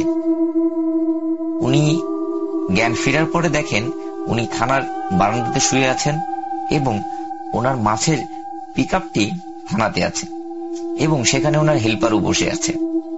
উনি যখন থানার কর্মকর্তা কর্মচারী যারা ছিলেন ওনাদের কাছে জানতে চায় যে আসলে কি হয়েছিল, তখন থানা থেকে ওনাকে বলা হয় ওই দিন রাতে ঠিক 2 থেকে 10 মিনিট বা 15 মিনিট ওনার সাথে যে দুর্ঘটনা ঘটার কিছু সময় আগে আর কি, ওখানে একটি অ্যাম্বুলেন্স এবং একটি সিএনজির অ্যাক্সিডেন্ট হয়। হওয়ার কারণে ফায়ার সার্ভিস এবং হাইওয়ে পুলিশের একটি টহল টিম ওই জায়গায় যায় এবং ওখান থেকে উদ্ধার করে যখন হাইওয়ে পুলিশের টিমটি ফিরে আসছিল তখন ওনাকে রাস্তার পরে পড়ে থাকতে দেখে এবং তারা দেখে ট্রাকের হেডলাইট জ্বলে আছে। তো ওই অবস্থা থেকে হাইওয়ে পুলিশের টিমটি ওনাকে উদ্ধার করেন এবং পার্শ্ববর্তী থানাতে নিয়ে আসেন। ওনার হেল্পারকে উনি আর তেমন কিছুই প্রশ্ন করেননি, দেখেন যে হেল্পার স্বাভাবিক অবস্থা। এরপরে ওনারা থানাতে মোটামুটি ভাবে ম্যানেজ করে ওখান থেকে আবার ঢাকাতে চলে আসেন, মাছের ডেলিভারি করে যে যার মতো গাড়ি নিয়ে আবার বাড়িতে ফিরে আসেন। এরপর থেকে রাসেল ভাই, ওই ড্রাইভার রফিকুল ভাই, উনি স্বপ্নে বিভিন্ন খারাপ জিনিস দেখতে থাকেন এবং বিভিন্ন সময় দেখেন যে ওনার যে হেল্পার ছিল সে মানুষকে কামড়ে ধরছে, মানুষের রক্ত খাচ্ছে, অনেক সময় ওনাকেও মারতে আসছে। এই জিনিসগুলো দেখে উনি অনেক বেশি ভয় পেয়ে রাত্রে ঘুম ভেঙে উঠে পড়তেন। বিভিন্ন হুজুর দেখিয়ে উনি পানি পড়া খেয়েছেন, তাবিজ নিয়েছেন, কিন্তু এই স্বপ্নগুলো ওনার সাথে অহরহ ঘটতে থাকে। প্রায় 10-12 দিন পার হয়ে যায়, উনি একটু অসুস্থ হয়ে পড়েন। এরপরে ওনার যে গাড়ির মালিক উনি রফিকুল ভাইকে ফোন করেন এবং বলেন যে রংপুরের একটি বড় ট্রিপ আছে, সেখানে ওনাকে যেতে হবে। তো যখন মালিক ফোন করেন তখন উনি আবার ওনার ওই হেল্পারকে জানানোর জন্য কল দেন যে আসলে একটা বড় ট্রিপ আছে, তো তোর আসা লাগবে। উনি রাসেল ভাই হেল্পারকে কল দিয়ে অনেক বেশি অবাক হন। উনি জানতে পারেন ওনার হেল্পার 3 দিন আগে মারা গেছেন। এই ঘটনা শুনে, যেহেতু ওনার গ্রাম থেকে কিছুটা দূরেই ওই হেল্পারের বাড়ি, উনি তৎক্ষণাৎ হেল্পারের বাড়িতে চলে যান। ওখানে যে রাসেল ভাই উনি শুনতে পান খুব ভয়াবহ একটি ঘটনা। ওই হেল্পার নাকি ওই ট্রিপ থেকে ফিরে আসার পর থেকে আজব আজব আচরণ করতে শুরু করেন। বিভিন্ন সময়ে রাত্রে উঠে বিভিন্ন জায়গায় চলে যায়। একদিন নাকি ওনার সদ্যজাত একটি সন্তান প্রসব করেন ওনার স্ত্রী, যার বয়স অ্যারাউন্ড 2 থেকে 3 মাস এমন ছিল আর কি। উনি রাত্রে 12টা-1টার দিকে ঘুম থেকে উঠে ওনার ওই সদ্যজাত সন্তানের গলা কামড়ে ধরেন। ওনার স্ত্রী এই দৃশ্য দেখে চিৎকার করলে এলাকাবাসী এসে দেখেন যে উনি ওনার সন্তানের ঘাড়ের ওখানে কামড়ে ধরেছে এবং ওনার সন্তান ছটফট করছে। এই দৃশ্য দেখে উত্তেজিত হয়ে ওই গ্রামের লোকজন ওনাকে তৎক্ষণাৎ পিটিয়েই আহত করে ফেলেন এবং হাসপাতালে নিতে নিতেই উনি মারা যান। এই কথা শুনে রফিকুল ভাই কি বলবেন না বলবেন সকল সেন্স উনি হারিয়ে ফেলেন, যে আসলে উনি যে স্বপ্নগুলো দেখছিলেন তাহলে সেটাই কি সত্যি ছিল নাকি কি হয়েছে, এটি কেনই তিনি স্বপ্নগুলো দেখলেন আর কেনই তার হেল্পার তার বাচ্চাকে এইভাবে মেরে ফেলল। উনি তারপরে ওখান থেকে চলে আসেন। এরপরে রফিকুল ভাই অনেক অসুস্থ হয়ে পড়েন, উনি আর গাড়ি দীর্ঘদিন চালাতে পারেননি। উনি বিভিন্ন জায়গায় বিভিন্ন ট্রিটমেন্ট নেন। এরপরে উনি এক কবিরাজকে দেখান। সেই কবিরাজ ওনাকে কিছু নিয়ম কানুন দেয় এবং 2 থেকে 3 দিন পরে, উনি যেদিন কবিরাজের কাছে যান 2 থেকে 3 দিন পরে ওনাকে একটা বিশেষ দিনে যাওয়ার জন্য বলেন। সেখানেও একটি ঘটনা আছে রাসেল ভাই। ওই কবিরাজের কাছে যখন উনি যান, কবিরাজ ওনাকে প্রথম দিন গেলে বলেন আপনি 1 কেজি মিষ্টি কিনে নিয়ে একটা বিশেষ সময়ে অমুক দিন আমার এখানে আসবেন। উনি ঠিক সময় ফলো করেই ওই সময়ে ওই কবিরাজের ওখানে যান। কবিরাজ তার ঘরের মধ্যে সকল লাইট বন্ধ করে দিয়ে একটি মাত্র মোমবাতি জ্বালিয়ে ওই মিষ্টির প্যাকেটগুলো খুলে ওনাকে একটা বিশেষ মন্ত্র পাঠ করতে বলেন। উনি সেইভাবে পাঠ করতে থাকেন এবং উনি লক্ষ্য করেন ওই কবিরাজও এক ধরনের মন্ত্র পাঠ করছে। এরপরে উনি খেয়াল করেন আস্তে আস্তে ওই রুমের মধ্যে সুন্দর একটা গন্ধ, একটা মনে হচ্ছে যে খুব সুন্দর ফুলের বাগানের মধ্যে উনি চলে এসেছেন, এমন একটা গন্ধ তৈরি হয়। এবং ওনার পাশ থেকে কেউ যেন একজন বলছে, তুমি কি জানতে চাও সেটা আমি জানি, তোমার অনেক ভাগ্য ভালো, তোমার একটা বিশেষ সময়ে বিশেষ একটা লগ্নে জন্ম, এই কারণে তুমি এই খারাপ পিশাচের হাত থেকে বেঁচে গেছো, না হলে এই পরিণতি তোমারও হওয়া কথা। এরপরে সেই জিন হোক বা যাই হোক, সে আরো বলতে থাকে যে যেখানে ওনাদের গাড়ির প্রথম টায়ার বাস্ট হয়েছিল ওই জায়গায় পাশেই একটি গাছে, বড় একটি গাছ আর কি, সেখানে একটা পিশাচ বাস করত। সে নিয়মিতভাবেই এরকম বিভিন্ন কার্যক্রম করত, লোককে ভয় দেয়া হোক বা মাছের গাড়ি বা অন্য কোনো মানুষের ক্ষতি করার চেষ্টা করত। ওনাদের গাড়িটি ওখানে যাওয়া এবং একটা বিশেষ সময়ে একটা রাত্রের একটা নির্দিষ্ট টাইমে যে পৌঁছানো এবং গাড়িতে মাছ লোড করার কারণে ওই পিশাচ ওই মাছ খাওয়ার জন্যই ওই গাড়িতে ওখানে দুর্ঘটনা ঘটায়। এবং ওই হেল্পার যখন নেমে এসে ওই চাকা পরিবর্তন করছিল ওই সময় ওই হেল্পারের মধ্যে সে ভয় করে, সে ওখান থেকে ওই মাছ খাওয়া শুরু করে। রফিকুল ভাই যখন ওনাকে মাছ খাওয়া থেকে বারণ করে, নিষেধ করে, তখন উনি রফিকুল ভাইকে মেরে ফেলার চেষ্টা করে, কিন্তু পুলিশ চলে আসার কারণে, ওখানে বেশি লোকের উপস্থিতি হওয়ার কারণে সেটি আর হয় না। কিন্তু ওই পিশাচটি ওই হেল্পারের মধ্যে থেকে যায়। পরবর্তীতে যখন ওই হেল্পার বাড়িতে চলে যায়, যেহেতু ওনার সন্তানটি সদ্যজাত সন্তান ছিল, ওই সন্তান দেখে ওর অনেক বেশি লোভ হয় এবং ওই সন্তানকেও সে হত্যা করে এবং তার রক্ত খেয়ে ফেলে। গ্রামের লোক যখন ওই হেল্পারকে পিটিয়ে মেরে ফেলেছে, তার সাথে সাথেই ওই পিশাচও ওই হেল্পারের শরীর ছেড়ে চলে যায়। পরবর্তীতে অন্য কারোর ওই পিশাচের মাধ্যমে ক্ষতি হওয়ার এখন আর কোনো সম্ভাবনা নেই। এরপরে কবিরাজ রফিকুল ভাইকে একটি তাবিজ দেয় এবং কিছু পানি পড়া দেয়, যেটা বাড়িতে ছিটিয়ে দেওয়ার জন্য এবং তাকে খাওয়ার জন্য। এরপর থেকে ওনার সাথে আর তেমন কোনো ঘটনা ঘটে না, কিন্তু ওনার যে মানসিক একটা পরিবর্তন হয়, এই পরিবর্তনটি সামলে ওনাকে আবার ড্রাইভিং পেশায় আসতে অনেক বেশি সময় লেগে যায়। তো এই ঘটনাটি উনি যখন আমাকে বলছিলেন তখন আমাদের অনুভূতিটি অন্যরকম ছিল। আমি আসলে কিভাবে আপনাদের বুঝিয়ে বলতে পারলাম সেটি জানি না। যদি রাসেল ভাইয়ের ঘটনাটি পছন্দ হয় তাহলে অবশ্যই শ্রোতাদের উদ্দেশ্যে প্রচার করবেন এবং সবাই ভালো থাকবেন। ধন্যবাদ।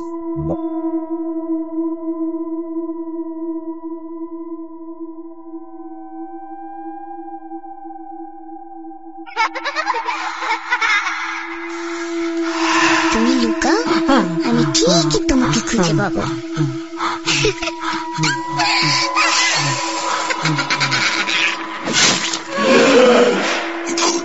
Voot.com with Russell.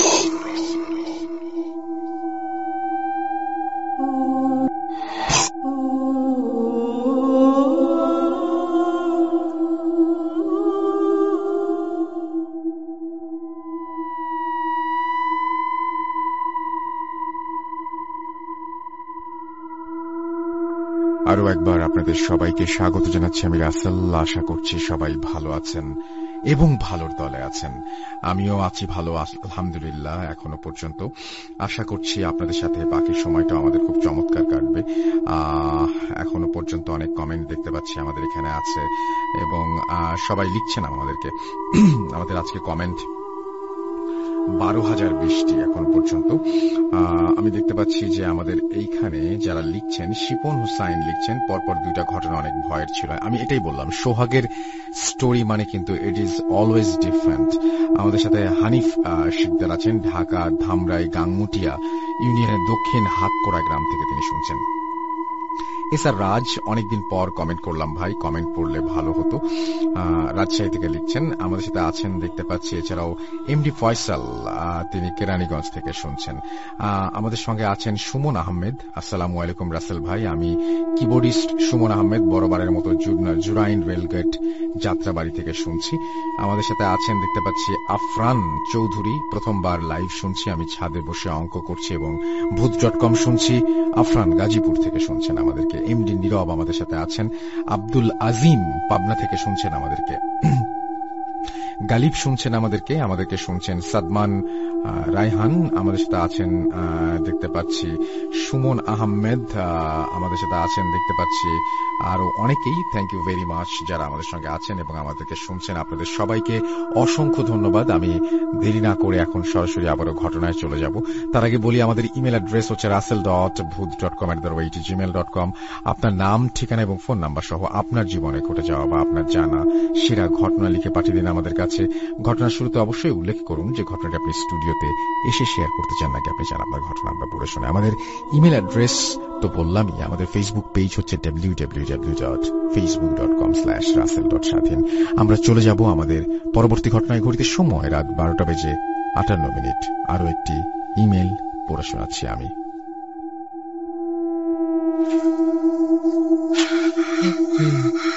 কেন তুমি আসো?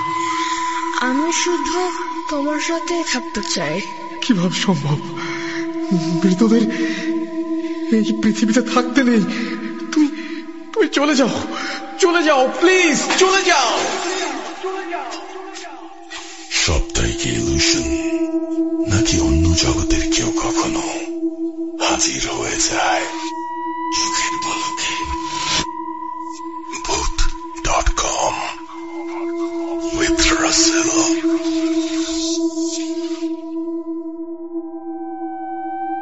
যেভাবে লেখা আছে আমি সেভাবেই পড়ছি।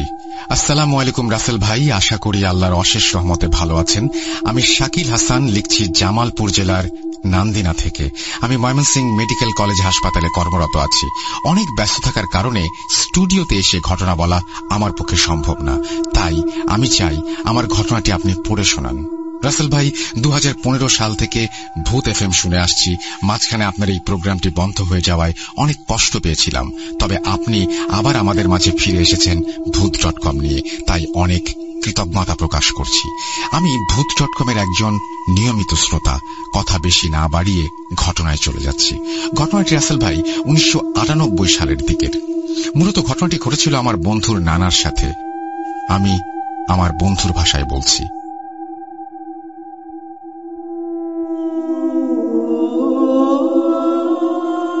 আমার নানা পেশায় ছিলেন একজন ব্যবসায়ী। গ্রামের বাজারে ওনার মুদির দোকান ছিল। বাসা থেকে বাজারের দূরত্ব ছিল 4 কিলোমিটার। তখনকার দিনে এত যানবাহন ছিল না, তাই একটি বাইসাইকেলে করে দোকানে যাওয়া আসা করতেন তিনি। তবে রাস্তাটি ছিল অনেক দুর্গম ও ভয়ঙ্কর। আমি রাস্তাটির বর্ণনা দিয়ে দিই। রাস্তাটি প্রথমে একটি বিলের মাঝখান দিয়ে যায়। স্থানীয় ভাষায় বিলটির নাম বেদঘরের বিল। তারপরে একটা খাল, যেটা ব্রিজের ওপর দিয়ে রাস্তায় চলে গেছে। আরেকটু যেতেই একটা শ্মশান, তারপর নানার বাড়ি। আমার নানা ছিলেন একজন সাহসী মানুষ, কোনো কিছুতেই তেমন ভয় পেতেন না। নানা ওই বাইসাইকেল দিয়ে প্রতিদিন দুপুরে বাজারে যেতেন এবং বাজার শেষ করে ফিরে আসতেন। গ্রামের যে হাটগুলো আছে সেগুলো অনেক রাতে শেষ হয়, তাই নানার বাড়ি ফিরতে ফিরতে প্রায় সময়ই রাত 12টা কি 1টা বেজে যেত। তো একদিন প্রতিদিনের মতো বাজার শেষে স্বাভাবিকভাবেই বাড়ি ফিরছিলেন বাইসাইকেলে করে রাত 1টার দিকে। সাধারণত নানার সাথে একটা টর্চ লাইট থাকতো। ওই দিন যেহেতু জ্যোৎস্নার আলো ছিল, চারিদিকে খুব স্পষ্ট দেখা যাচ্ছিল, তাই তিনি টর্চ না জ্বালিয়েই পথ চলা শুরু করলেন। উনি যখন বিলের মাঝামাঝি রাস্তা দিয়ে যাচ্ছিলেন, হঠাৎ করে নানার মনে হলো সাইকেলটা আগের মতো চলছে না, অনেক ভারী লাগছে তার কাছে। কেউ একজন যেন পেছন থেকে টেনে ধরে আছে। নানা বিষয়টা স্বাভাবিকভাবেই নেন, কারণ মাঝে মাঝে সাইকেলের চেনের ঝামেলা হতে পারে। এই ভেবে বিষয়টা এড়িয়ে যান। নানা খেয়াল করেন সাইকেলের গতি ধীরে ধীরে একদম কমে যাচ্ছে। চারিদিকে জ্যোৎস্নার আলো, ঝিঝি পোকা ডাকছে, কেমন যেন পরিবেশটা আরো ভয়াবহ করে তুলেছে। নানা শরীরের সমস্ত শক্তি দিয়ে সাইকেল চালাতে লাগলেন। আগেই বলেছি নানা অনেক সাহসী ছিলেন, তাই তাই তখনও তিনি ভয় পাননি। এভাবে সাইকেল চালাতে চালাতে উনি খেয়াল করলেন রাস্তার বাম পাশ থেকে উঠে দুটি বেড়াল রাস্তার ওপর লাফালাফি করছে। বেড়ালগুলো স্বাভাবিক ছিল না, স্বাভাবিক বেড়ালের থেকে অনেক বড়, আর চোখগুলো ছিল একদম লাল বর্ণের, মনে হচ্ছিল চোখ দিয়ে আগুন ঝরছে। নানা খেয়াল করলো তারা ধীরে ধীরে রাস্তাটাকে আটকে দিচ্ছে, আর কেন জানি নানাকে সামনে এগোতে দিচ্ছে না। হয়তো নানাকে সাবধান করেছিল, কিন্তু নানা বুঝতে না পেরে সাইকেল চালাতে থাকে। ততক্ষণে নানার একটু ভয় লাগা শুরু হয়। নানার সাইকেল তখনও ধীরভাবে চলছে। সমস্ত শক্তি দিয়ে সাইকেল চালিয়ে তিনি বিলের রাস্তা পার হয়ে ব্রিজের ওপরে যখন ওঠেন, তখন দেখতে পান একটা পাগল ব্রিজের ওপরে বসে কি যেন করছে। তার পরনে ছেঁড়া লুঙ্গি আর ময়লা কাদাযুক্ত একটা জামা।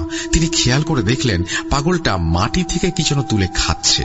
আর একটু কাছে গেলেই দেখতে পান পাগলটি কিছু বিচ্ছু, পোকামাকড় এই জাতীয় কিছু মাটি থেকে তুলে খাচ্ছে। তারপর পাগলটা নানাকে দেখতে পায় আর এইগুলো খেতে বলে। নানা খেতে না চাইলে পাগলটা জোরাজুরি করতে থাকে খাওয়ানোর জন্য। নানা এতক্ষণ কিছু বোঝে নাই, কারণ পাগল মানুষ। তাই পাগলটা বেশি বাড়াবাড়ি করে ফেলায় নানা তাকে ধমক দেয় আর তার গায়ে হাত তুলে ধাক্কা দিয়ে মাটিতে ফেলে দেয়। অনেক গালাগালি করে। সত্যি কথা বলতে তিনি রেগে যান পাগলটার ওপরে। তখন পাগলটা রেগে গিয়ে বলে, তুই কাজটা ভালো করলি না, এর জন্য তোকে পস্তাতে হবে। এসব কথা কানে না নিয়ে ওখান থেকে নানা চলে আসেন। যখন তিনি বাড়ির পাশে শ্মশানের কাছে আসেন, তখন একটা করুণ সুরের কান্না আর গোয়ানির অদ্ভুত আওয়াজ শুনতে পান। নানা সেদিনের মতো ভয়ে ভয়ে বাড়ি চলে আসেন। ঘটনা এখানে শেষ হলে ভালো হতো, কিন্তু শেষ হয়নি, বরং এখান থেকেই মূলত ঘটনার শুরু। বেশ কিছুদিন আর কোনো কিছু ঘটেনি নানার সাথে। নানার বাড়ির পেছনে একটা পুকুর ছিল, সেখানে মাছের চাষ করতেন তিনি। পুকুরটা মোটামুটি বড়ই ছিল। সাধারণত গ্রামে পুকুরে মাছ পাহারা দেওয়ার জন্য পুকুরের এক পাশে ছোট একটা মাচা বানানো হয়, রাতে থাকার জন্য আর মাছ পাহারা দেওয়ার জন্য যাতে মাছ চুরি না হয়। এমনি একদিন নানা সেই মাচাতে শুয়ে আছেন। রাত আনুমানিক ৩-৪টা হবে। পুকুরের পানিতে প্রচুর শব্দ হচ্ছে, মনে হচ্ছে কি যেন সাঁতার দিচ্ছে পানিতে। এমন শব্দ হচ্ছে মনে হচ্ছে ২০ জন মানুষ একসাথে পানিতে সাঁতার কাটছে। নানা বাইরে বের হয়ে দেখার চেষ্টা করেন কি হচ্ছে, কিন্তু বের হয়ে তিনি কিছুই দেখতে পান না। পানির শব্দও হচ্ছে না। আর নানা একটু অবাক হন। পানির শব্দটা মাছেরও হতে পারে এই ভেবে তিনি মাচার ভেতরে চলে যান এবং শুয়ে পড়েন। হঠাৎ নানার ঘুম ভেঙে যায় এবং তিনি শুনতে পান নানার নাম ধরে কে যেন ডাকছে। প্রথমবার তিনি ভাবেন মনের ভুল, কিন্তু তার পরপরই অনেকবার তার নাম ধরে ডাকা হয়। তিনি আর বাইরে না বের হয়ে থাকতে পারেন না। তারপরেও বাইরে বের হন না, ঘুমিয়ে পড়েন। এরকম ভাবে বেশ কিছুবার নানার সাথে ঘটনা ঘটতে থাকে। হঠাৎ একদিন রাতে নানা মাচার ভেতরে শুয়ে আছেন, হালকা তন্দ্রা এসে গেছিল। এমন সময় শুনতে পান পুকুরের পাড় দিয়ে কিছু একটা অনবরত হেঁটে যাচ্ছে, আর তার পায়ের থপ থপ থপ থপ শব্দ হচ্ছে। নানা চোর ভেবে বাইরে বের হন। তারপর তিনি যা দেখেন তা দেখার জন্য তিনি মোটেও প্রস্তুত ছিলেন না। তিনি দেখেন একটা কালো কুচকুচে অদ্ভুত এক প্রাণী, মানুষের মতো হলেও তার মুখের আকৃতি ছিল অনেকটা ভাল্লুকের মতো, আর চোখগুলো অস্বাভাবিক বড় এবং নীল বর্ণের। এটা দেখে নানা প্রচন্ড ভয় পান। প্রাণীটা এক মুহূর্তের মধ্যে নানার সামনে চলে আসে আর নানাকে পুকুরে নেওয়ার চেষ্টা করে। এরকম করে দুজনের মধ্যে বেশ ধস্তাধস্তি হয়। নানা একটা বিষয় খেয়াল করেন, প্রাণীটার সারা শরীর লোমে আচ্ছন্ন ছিল, বরফের মতো শীতল ছিল তার দেহ। এরকম কতক্ষণ ধস্তাধস্তি করেছেন তার মনে নেই। নানা দূরের এক মসজিদ থেকে ফজরের আজান শুনতে পান এবং আস্তে আস্তে প্রাণীটাও হাওয়ায় মিলিয়ে যায়। সকালে নানা বাড়িতে আসেন এবং নানিকে বলেন খেতে দিতে, কিন্তু নানার আচরণ স্বাভাবিক ছিল না। তিনি একাই এক পাতিল ভাত খেয়ে ফেলেন আর একটা গোঙানোর মতন অদ্ভুত আওয়াজ করতে থাকেন। ওই দিনের পর থেকে নানা পাগলের মতো হয়ে যান, দোকানে যাওয়া ছেড়ে দেন। আর সবচেয়ে অবাক করা বিষয় ছিল নানাকে রাতের বেলায় খুঁজে পাওয়া যেত না। রাতে ঘরে শুয়েছিলেন ঠিকই, কিন্তু সকালে তাকে বিছানায় পাওয়া যেত না। অনেক খোঁজাখুঁজির পর তাকে পাওয়া যেত ওই শ্মশানে, যেটার কথা প্রথমে বলেছিলাম। প্রতি রাতেই এমন ঘটনা ঘটতে থাকে। এরপর নানাকে শিকলে বেঁধে রাখা হয়। দিন দিন নানার আচরণ খারাপ হতে থাকে। ঠিকমতো খাওয়া দাওয়া করতেন না, ময়লা পোকামাকড় এইগুলো ধরে ধরে খেতেন। রাতের বেলা নানার ঘর থেকে অনেক রকমের শব্দ আসতো, মনে হয় কারোর সাথে নানা কথা বলছেন আর বলেন আমার ভুল হয়ে গেছে, আমাকে ছেড়ে দাও, ক্ষমা করে দাও আমাকে। অনেক কবিরাজ হুজুর দেখানো হয়, কেউ কোনো সমাধান দিতে পারেননি। তবে একজন কবিরাজ একজন বড় আলেমের সন্ধান দেন আর নানাকে ওখানে যেতে বলেন। আমার মামারা মিলে ওই হুজুরের কাছে তাকে নিয়ে যান। হুজুর জিনদের মাধ্যমে জানতে পারেন যা ছিল এমন, তিনি যে ব্রিজের ওপরে একটা পাগল দেখেছিলেন সেই পাগল ছিল একটি জিন, আর ওনাকে যে জিনিসগুলো খেতে বলেছিলেন সেগুলো মূলত পোকামাকড় ছিল না, ছিল অন্য কিছু, যেটা খেলে ওনার অনেক মঙ্গল হতো। সেটা তিনি বুঝতে না পেরে পাগলের সাথে খারাপ ব্যবহার করেছেন এবং তার গায়ে হাত তুলেছেন। এটাতে জিনটা অনেক রেগে যায় আর তার উপর প্রতিশোধ নেয়ার জন্য প্রতিজ্ঞা করে। হুজুর বলেন, তবে এখন আর কিছু করতে পারবো না, অনেক দেরি হয়ে গেছে। এই জিন ওনাকে নিয়ে যাবেন, তবে এই বংশের বা এই পরিবারের বিশেষ কোনো আয়োজন অথবা প্রয়োজনে, মানে যেখানে তার থাকা প্রয়োজন, তাকে ফেরত দিয়ে যাবে। কিন্তু আপনারা বুঝতে পারবেন না, হয়তো কোনো পাগল কিংবা ফকির বেশে আসবেন তিনি। এই কথাগুলো শুনে সবাই কান্নায় ভেঙে পড়েন। এদিকে নানার অবস্থা খারাপ হতে থাকে, তিনি কিছু খেতে পারেন না, অসুস্থ হতে থাকেন এবং পাগলামিও বেড়ে যায়। তারপর হঠাৎ একদিন অমাবস্যার রাতে নানা ঘর থেকে উধাও হয়ে যান। অনেক খোঁজাখুঁজির পর আর পাওয়া যায় না তাকে। তার পা প্রতিদিনের মতো শিকলে বাঁধা ছিল, ঘরের দরজার ভেতর থেকে লাগানো ছিল। ওনার ঘর থেকে বের হওয়ার কোনোভাবেই সম্ভাবনা ছিল না। ওই দিনের পর থেকে নানাকে এলাকায় আর কোথাও দেখা যায়নি। এর কিছু বছর পর আমার বড় আপুর জন্ম হয়, নানার বড় মেয়ের ঘরের প্রথম নাতি। এই খুশিতে একটা অনুষ্ঠানের আয়োজন করা হয়। ওই অনুষ্ঠানে একটা ফকির, গায়ে ছেঁড়া পাঞ্জাবি, মুখে দাড়ি, এমন একটা অচেনা ব্যক্তি আসেন। এর আগে এই ফকিরকে কেউ এলাকায় দেখেননি। তারপর ওই লোকটি আমার মার কোল থেকে আমার বড় বোনকে কোলে নেয় আর কপালে একটা চুমু দিয়ে একটা মিষ্টির হাড়ি দিয়ে কোথায় যেন চলে যায়। তখন কারো সেই হুজুর সাহেবের কথা মনে ছিল না। তারপর ওই লোকটির হাড়িটি খোলা হয়, ওখানে অনেকগুলো মিষ্টি ছিল। আমার আম্মু বলেছেন এরকম মিষ্টি উনি জীবনে আগে কখনো খান নাই, মনে হচ্ছে স্বর্গীয় এক স্বাদ। 2015 সালে আমার মামা হুজুরের মাধ্যমে জানতে পারেন নানা সিলেটের শাহজালাল মাজারে আছেন।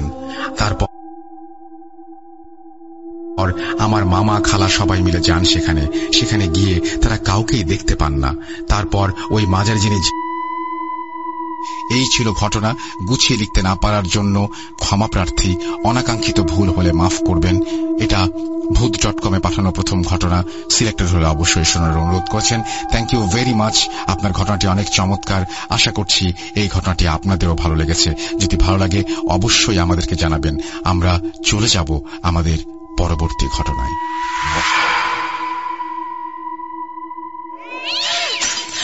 এই ফাইলটি ডাউনলোড করেছেন episodevd.com ওয়েবসাইট থেকে। এরকম আরো অনেক ফাইল ডাউনলোড করার জন্য এখনই ভিজিট করুন episodevd.com।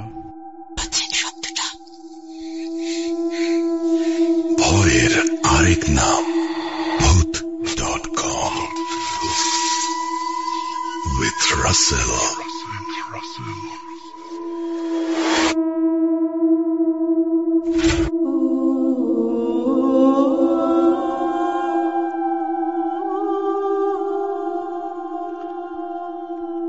Welcome back. আশা করছি সবাই ভালো আছেন এবং ভালোর দলে আছেন। আমি রাসেল আবারও ফিরে আসলাম এবং আশা করছি আপনারা সবাই, অনেক রাত হয়ে গেছে, রাত 1:11। আমরা শো শেষ করব কিনা বুঝতে পারছি না। আপনারা অনেকেই আছেন, সুতরাং শো আমরা কন্টিনিউ করতে চাই। তো আমরা একটা অডিও ক্লিপে যাচ্ছি, দেখি আপনারা কয়জন থাকেন, তারপরে আমরা আবারও ডিসিশন নেব। চলুন কথা না বাড়িয়ে সরাসরি ঘটনায় চলে যাই।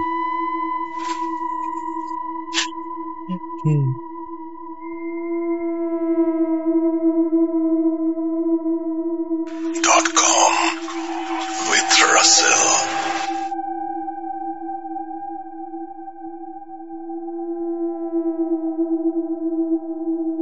আসসালামু আলাইকুম রাসেল ভাই এবং প্রিয় শ্রোতা বন্ধুরা, আশা করি সবাই ভালো আছেন, ভালোর দলে আছেন। আমি মোহাম্মদ সজিব হোসেন বলছি সিরাজগঞ্জ জেলার উল্লাপাড়া থানার গয়হাট্টা গ্রাম থেকে। বর্তমানে আমি ভূত.com একজন নিয়মিত লিসেনার।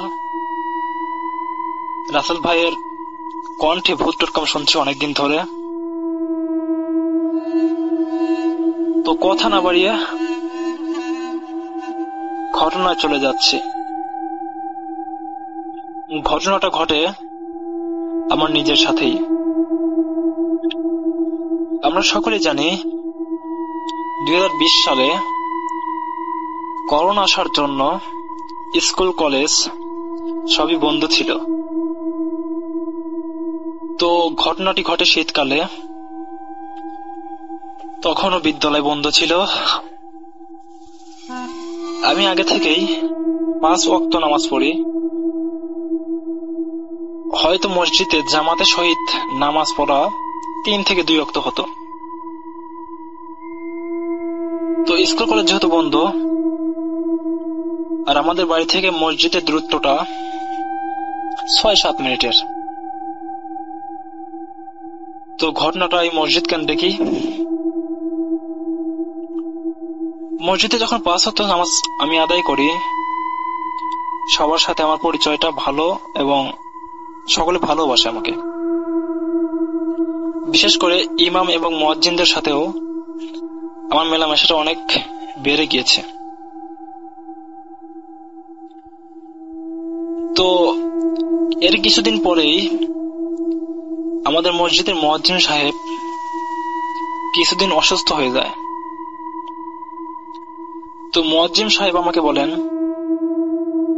সজীব, তুমি তাহলে এই কয়েকদিন সবগুলো ওয়াক্ত নামাজের আজান দাও।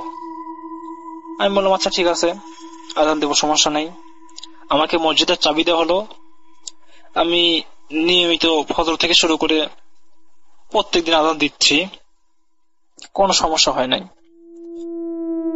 তো একদিন একটু রাত জাগা হয়েছিল আমার, প্রায় 11টা-12টা পর্যন্ত জেগেছিলাম। এদিকে আমার মনে চিন্তা আসছিল, একটা কারণের জন্যই, কারণবশতই আমি রাত 11টা পর্যন্ত জেগেছিলাম, 12টা পর্যন্ত জেগেছিলাম। তো ওইদিকে যেহেতু আবার 5টায় উঠতে হবে, আর আপনারা সবাই জানেন যে শীতকালে আজানটা দেওয়া হয় মোটামুটি 5:20 দিকে, তখন তো অন্ধকারই থাকে। তো সেদিন হলো কি, আমি 5টার সময় এলার্ম দিলাম, যে এলার্ম অনুযায়ী 5টার সময় যদি উঠি, তাহলে 5:15 ভিতরে আমি ওযু করে কমপ্লিট হয়ে মসজিদের দিকে যে 5:20 থেকে 25-এর মধ্যে আজান দিব। তো সেই অনুযায়ী আমি অ্যালার্মটা দেই। তো ভোরে হলো কি রাসেল ভাই, আমি ঘুম থেকে উঠলাম, যে আসলে আমি মনে হলো আমি অ্যালার্মই বন্ধ করলাম। অ্যালার্ম বন্ধ করলাম এবং উঠে গেলাম, দেখলাম 5:03 বাজে। তো আমি গিয়ে ফ্রেশ হয়ে ওযু করলাম। ওযু করে রেডি হয়ে আমি আর এদিকে দেখিনি মোবাইলটা। তো সরাসরি আমি চলে যাই মসজিদের দিকে। তো এখানে বলে রাখা ভালো, আমাদের মসজিদের দূরত্বে আমাদের বাড়ি থেকে বের হলেই একটা ঘন একটা বাঁশঝাড় পড়ে, বড় বাঁশঝাড়। এই বাঁশঝাড় কেন্দ্রিক অনেক ঘটনা আছে, এখানে কিছুটা একটু বলবো না। তারপরে পরে একটা বড় আম গাছ, আর তারপরে একটু ফাঁকা রাস্তা, তারপরে মসজিদ। তো সেদিন হলো কি, ভোরবেলা আমি উঠলাম, উঠে ফ্রেশ হয়ে যাচ্ছি, তখনও দেখি যে আকাশে চাঁদটা জ্বলজ্বল করছে। আমি চাঁদের আলোতে হাঁটছিলাম, বললাম এখন চাঁদের আলো হতে পারে, স্বাভাবিক। আমি যাচ্ছিলাম, কিন্তু আমার গাওটা কেমন যেন শিরি শিরি অনুভূতি হলো, আর ঝিমঝিম। আমি এসবে ভয় করি না, তো আয়াতুল কুরসি পড়তে লাগলাম। এইভাবে আমি আরবি এমনি সূরা কিরাত করতে করতে রওনা যাচ্ছিলাম। তারপরে মনে হলো আমার পাশ থেকে কে যেন দ্রুত গতিতে হেঁটে চলে গেল। আসলে এটা আমি এখনো বুঝতে পারছি না যে কি, এটা কি হলো বুঝলাম না। তারপরে লক্ষ্য করলাম বাঁশঝাড়ের মধ্যে কয়েকটা আগুনের, বোঝা যায় যে ওটা আগুনের গোলা, ওগুলো হাঁটাহাঁটি করছে, কেমন যাচ্ছে আসতেছে, যাচ্ছে আসতেছে, এইরকম একটা করতেছে। আমি ভাবলাম জিন জাতি হবে, জিন জাতি হলে ওখান দিয়ে হাঁটাচলা করতেই পারে, এটা স্বাভাবিক, এটা তো কোনোই না। ভয় হলো না। তো আমি মসজিদের দিকে যাচ্ছিলাম, আর বলা চলে জোরে জোরেই কোরআন তেলাওয়াত করছিলাম। তো যখনই মসজিদের গেটটা খুলবো চাবি দিয়ে, তখন আমার ফোনটা মানে চাবিটা বের করার সময় আমার ফোনটা বের করি, তখন দেখলাম রাসেল ভাই, বিশ্বাস করবেন কিনা জানি না, তখন কেবল বাজে 3:22। মানে আমি 5টায় অ্যালার্ম দিছিলাম আর এখন বাজে 3:22। বলতাম এটা হলো কি, 3:22 আমি এখানে কি করতেছি, আসলে কি 3:22? তখন আমি SMS এ গেলাম, SMS এ গিয়ে যে ওই যে কল সেন্টার মেসেজ SMS দিলে যে আবার SMS আসে, তখন ওখানে দেখা যায় আসলে টাইমটা সঠিক কি ভুল। বললাম না, টাইম তো ঠিকই আছে, আর এলাম সেটাও আমার এখনো করাই আছে, তাহলে আমি এখন আসলাম কেন এখানে, আমি তো বুঝতেই পারছিলাম না। তখন আমি প্রচুর ভয় পাই রাসেল ভাই, ভয়ে আমি দৌড়াতে শুরু করি, কিন্তু কেমন যেন পাওয়াটা চলছিল না, পাওয়াটা চলে না কেন। তখন আমি আরবি পর্বত আমার মানে ওইরকম হুঁশই ছিল না, আসলে আমি যে আসলে কোরআনটা তেলাওয়াত করবো তো আমার তখন হুঁশই ছিল না। তো আম গাছের কাছে যখন আম গাছের নিচে যাচ্ছিলাম তখন মনে হলো কেউ মানে পিছন থেকে আলাদা পাবে, মানে আমার চোরটা মানে আমাকে আঁকড়ে ধরে আসে, মানে এরকম সিস্টেম একটা, মানে চোর দিয়ে বাড়ি আমাকে মুখে বাড়ি দেওয়ার পরে মানে আমি মুখে আসতে পারতেছি না এরকম। তো আমি সিটা দৌড় দিছি। তো এইদিকে বাঁশঝাড়, এই বাঁশঝাড়ের কাছে এসে দেখি কেমন যেন মানে সাদা পাঞ্জাবি পরা কয়েকটা অবয়ব মানে এইদিকে একটা দৌড় দিল, আবার এইদিকে একটা দৌড় দিল, মানে হাঁটুটা করতেছে। আমি বললাম আজকে তাহলে আমি শেষ, আমি সব ভাবতে পারতেছি না, আমি মানে বুঝতে পারতেছি না। এটা দেখে আমি অনেক জোরে একটা চেক করে দিই, ওখানে আমার মানে শরীরে আসলে সব পশম জ্বালায় ওঠে। তখনই আমি ওখানে সেন্সলেস হয়ে যাই, জ্ঞান ফেরে। তখন 5:15 কি 16 বাজে আমার জ্ঞান ফেরে তখন। তাহলে একজন মানুষের মানে আমার এক চাচা সেখানে নামাজ পড়তে যায়। তো নামাজ পড়তে যাওয়ার সময় আমাকে ডেকে দেয়, তুমি এখানে পড়ে আছো কেন? তখন সব বললো সমস্যা নাই, তাহলে ইমাম আসুক, ইমামের সাথে তোমার সাথে কথা বলে দেখবো না। তো আমি ইমামকে সব জানালাম। ইমাম বলল এটা একটা খারাপ জিনের কাজ, এই জিনটা তোমাকে 3টার দিকে তোমাকে জাগিয়ে দিচ্ছে। তোমার আগে একটা মন মানসিকতা ছিল যে আমি তাড়াতাড়ি উঠে আমি 4-5টার সময় উঠে চলে যাব, মানে সেই মন মানসিকতায় তোমাকে ওইভাবে এরামে একটা মানে তোমাকে ধোকা দেওয়া হয়েছে। এই জিনটা তোমাকে ধোকা দিয়ে নিয়ে আসছে, এরা তোমার ক্ষতি করতো না, মানে তোমাকে মেরে ফেলা বা এইসব কোনো কাজ করতো না, তোমাকে ভয় দেখানোর জন্য নিয়ে আসছে। তো ভয় দেখানোর জন্য পরে আমাকে ঝাড়ফুঁক দিয়ে দেয়। আসলে ঘটনাটা আমি ওই রকম ভাবে গুছিয়ে বলতে পারলাম না রাসেল ভাই, তার জন্য দুঃখিত, কথার মধ্যে অনেক ভুল ছিল। আমি জানি ঘটনাটা অনেক ভয়ঙ্কর না, কিন্তু ঘটনাটি সত্য, একদম পুরোপুরি সত্য। যদি ভালো লাগে, আশা করি সবাই ভালো লাগবে, যদি ভালো লাগে ভূত.com শেয়ার করবেন। আসসালামু আলাইকুম রাসেল ভাই, ভূত.com দীর্ঘজীবী হোক। এই ফাইলটি ডাউনলোড করেছেন episodevd.com ওয়েবসাইট থেকে। এরকম আরো অনেক ফাইল ডাউনলোড করার jন্য এখনই ভিজিট করুন episodevd.com। তুমি লুকা, আমি ঠিকই তোমাকে খুঁজে পাবো। With Russell.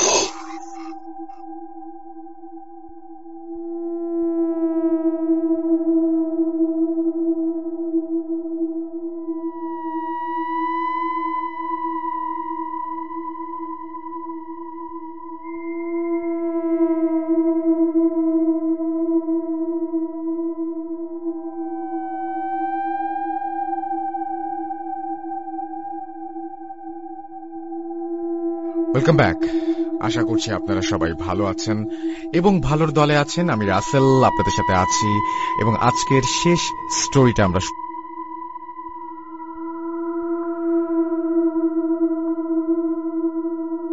অনেকেই বের হয়ে যাচ্ছেন। আমরা রাত 1:22 আমরা জানি যে অনেকে পরে শুনবেন।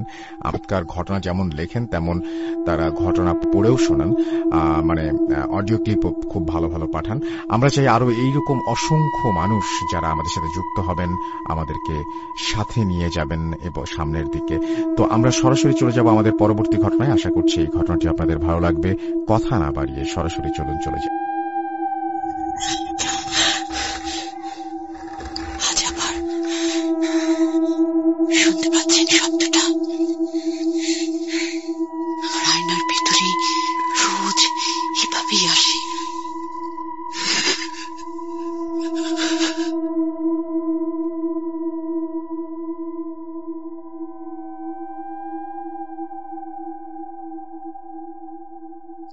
আসসালামু আলাইকুম রহমতুল্লাহ।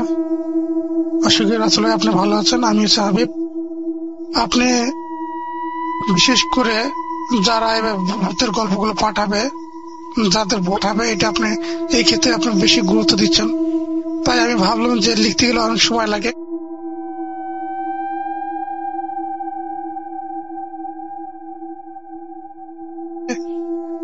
সেক্ষেত্রে আমার কাছে মুখে বলাটাই উত্তম আমি মনে করি। সেটা হচ্ছে যে কিছু আপনার ঘটনা শেয়ার করবো। যেমন একটি ঘটনা হচ্ছে যে, বিশেষ করে এটা আমার আম্মু কাছে। আমার গ্রামের সম্পর্কে এক মামা আছে এবং তার মাকে এই ঘটনাটা মূলত সে হইতেছে যে, ঘটনাটা হচ্ছে ঠিক এরকম যে তখনকার সময় ছিল হচ্ছে মানে প্রচন্ড গরমের মৌসুম এবং হইতেছে মানে ধান কাটা নিয়ে একটু ব্যস্ত ছিল বেশি।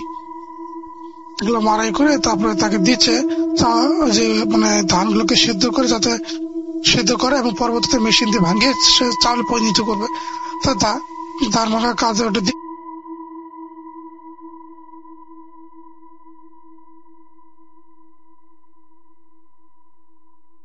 সার্কেলের মধ্যে সেই নানিকে এবং মানে দুইজনে নানিকে সার্কেল করে তার বৃত্তের মধ্যে রাখা হলো এবং কবির এক পাশে থাকলেন এবং বলতে লাগলেন যে কিছুক্ষণ মানে মন্তব্য যেটাই হোক, যেটা পরে আর কি, পড়ার পর জিন হাজির করে বললো যে তোর কি সমস্যা, তুই কেন মরিটাকে পিছিয়ে ছাড়তেছিস না?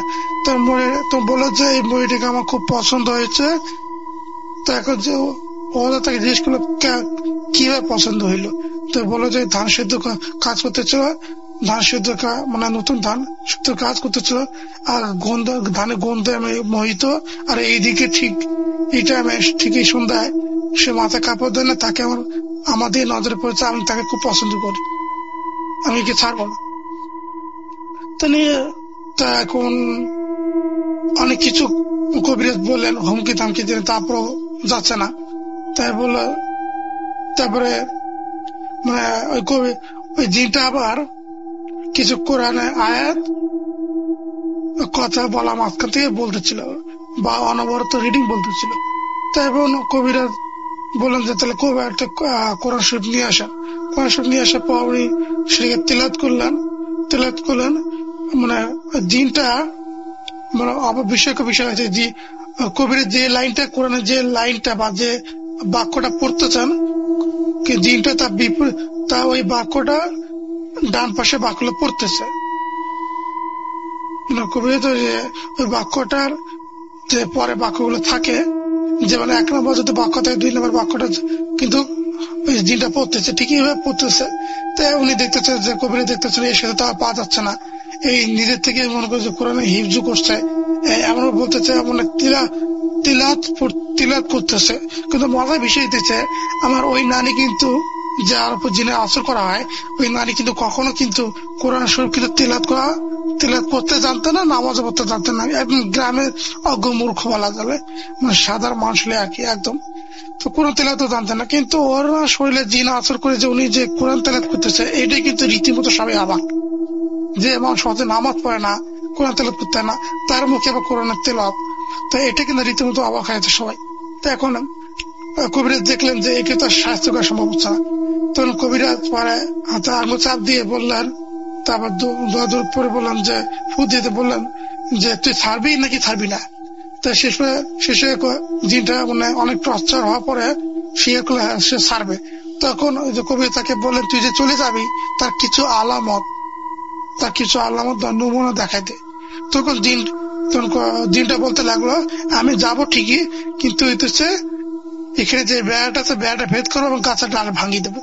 তো বেড়াটা জোরে, আমার আম্মু যেহেতু ছোট ছিল উনি দেখছেন ঘটনাটা দেখে পরে আবার দেখলেন যে মানে যে বেড়াটা ছিল আগে সিনটে বেড়া বা যে কোনো রকমের বেড়া গ্রামের মানুষ বানায় বাসে চাটাই দিয়ে, তো এরকম বেড়া ভেদ করে জিনটা চলে গেছে এবং গাছের ডালটা ভাঙিয়েছে। এটা রীতিমতো সবাই দিকে অবাক।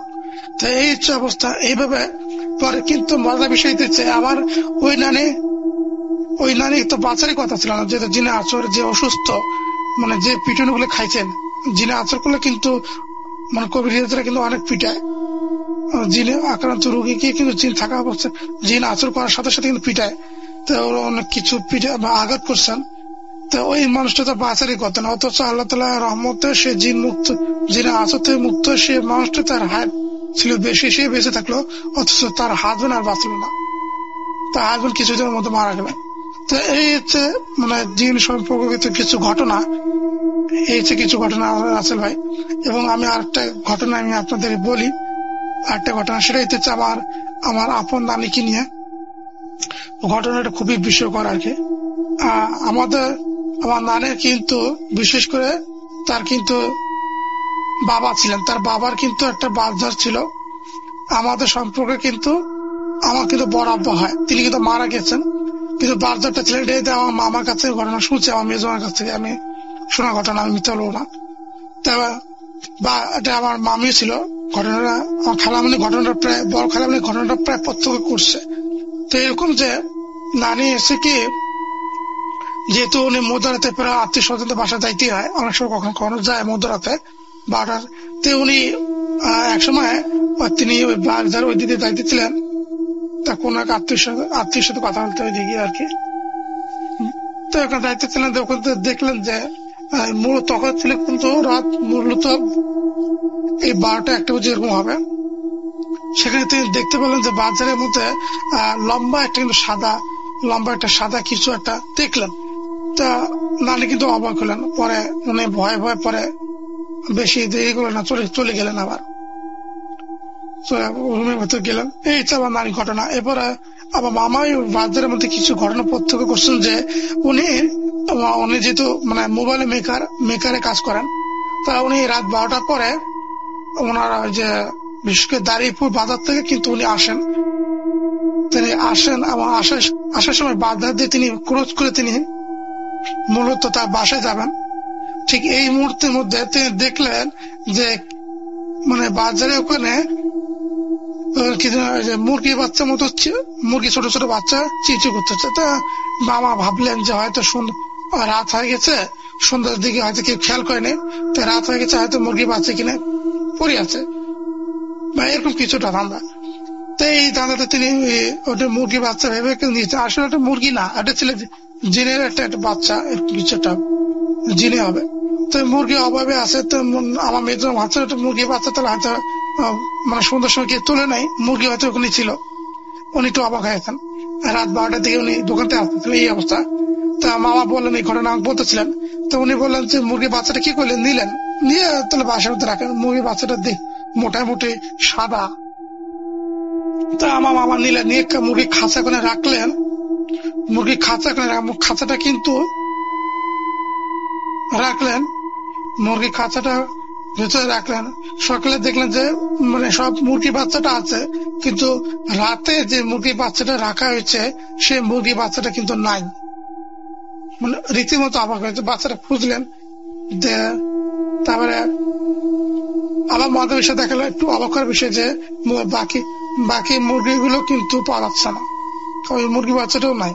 তো এখন খালা বোনে সকালবেলা আসলেন, বড় খালা আসে বললেন যে কি হইলো। তো মামা বললেন যে রাতে যে কোনটা ঘটনা, যে আমি মুরগির বাচ্চাটা বাজার থেকে নিয়ে আসলাম, নিয়ে এসে মুরগি খাঁচার মধ্যে রাখলাম, কিন্তু মানে মুরগি বাচ্চাটা পাচ্ছি না। তো খালা বললেন যে হয়তো চোখে ভুল বা অন্য কিছু একটা। এই যে ঘটনা, মানে মুরগি সংক্রান্ত এই ঘটনা। এবং আরেকটা ঘটনা আমি আপনাদেরকে বলি, বিশেষ করে যে এটা আমার ব্রাদার মাসুদ ভাই ঘটনা, এটা লম্বা একটা ঘটনা হবে, আমি সংক্ষিপ্ত ভাবে বলি। ব্রাদার মাসুদ ভাই, তিনি আমার সাথে দিনে দাওয়াতি কাজ করেন। তিনি তার ঘটনাটা ঠিক এরকম যে তার কিন্তু সম্পর্কিত আত্মীয় ছিল বা চাচা ছিল, চাচা ছিল গ্রামের সময়। তো চাচা ছিল, সেই চাচাটা কিন্তু যুবক ছিল। তা উনি কিন্তু পরি বিষয়ে কিন্তু প্রায় কিন্তু দেখতে পেত। তো একদিন ওনার কিন্তু দেখতে অনেক সুন্দর ছিলেন মোটামুটি। তা ওনাকে একদিন এক পরি, মানে জল পরি, তিনি গ্রাম এলাকা, নদী এলাকা, যেহেতু আপনারা জানেন কম বেশি, তো উনি নদী ক্রস করে আসছেন। তো আসার পর পানির মধ্যে থাকার কোন এক সময় জলপরি তাকে তা খুব পছন্দ করছে। তা এখন মধ্যরাতে যেহেতু আসছে তারা চাচা, আসার পর তিনি আসিয়ে বাসা ঢুকছেন এবং মধ্যরাতে কিছুক্ষণ পর তিনি দেখলেন যে তার দরজার সামনে একটা মহিলা বলতেছে যে একটু বাইরে আসো, একটু কথা আছে। সে বাইরে আসলো। বাইরে আসার পর তাকে চাচাকে নিয়ে প্রায় চাচাকে একটু গেল নিয়ে সে নদীর দিকে প্রায় ওখানে গেল। এখানে যাওয়ার পর নদীর দিকে প্রায় নিয়ে গেল। তারপর নদীটা প্রায় মানে যেহেতু আমরা জানি দিনের মধ্যে কিছু অংশ কিন্তু পানিতেও থাকে, এই জন্য কিছু অংশ পানিতেও থাকে। আবার আল্লাহ তাআলা তাদেরকে এমন তৈরি করছে তার ইচ্ছে করলে যে কোনো দৃশ্য রূপ দান করতে পারে। তারা পানিতেও থাকতে পারে, পাখি আবার আকাশে উঠতেও পারে, তাদের আকাশ ধারণ করার কিন্তু ক্ষমতা আল্লাহ দিতে। তো এখন মহিলা জিন মানে যেটাকে আমরা সাধারণত পরি বলে থাকি, এখন নিয়ে যাচ্ছে। এখন উনি চাচাটা প্রায় ওখানে যাচ্ছেন ওনার পিছিয়ে যাচ্ছেন, পইটা পিছিয়েছে। তারপর নদী ওখানে যাওয়ার পর নদীটা কেমন যেন যে পইটা ইশারায় এই যে নদীটা ভেতরে একটা রাস্তা তৈরি হয়ে গেল এবং বিশেষ করে জলপরিটা তাকে নিয়ে গেল, জলপরিটা তাকে তার দেশে নিয়ে গেল এবং তার আত্মীয় স্বজনের সাথে পরিচয় দিয়ে বলল যে এটি হচ্ছে আমার আত্মীয়। এবং জলপরিটা তার আত্মীয় স্বজন তাকে অনেক কদর করে অনেক কিছু খাওয়ালো এবং তাকে বললো যে আমি তোমাকে আমার ছোট ভাইয়ের মতো মনে করি, তোমাকে আমার খুব পছন্দ হয়েছে, তোমাকে আমার ছোট ভাইয়ের মতো খুব মনে করি, তোমাকে আমার খুব পছন্দ হয়েছে, তোমাকে আমার দেখতে খুব ভালো লাগে। তো এখন পরিটা তারপরে আবার পরিটা ঠিক মতো এই যে ভোর আগে বাসায় কিন্তু পৌঁছে দিলেন, যে মানে মাসুদ ভাই যে চাচাকে তার বাসায় পৌঁছে দিলেন, দিয়ে বলে যে আবার দেখাবো ইনশাল্লাহ। চলে গেলেন।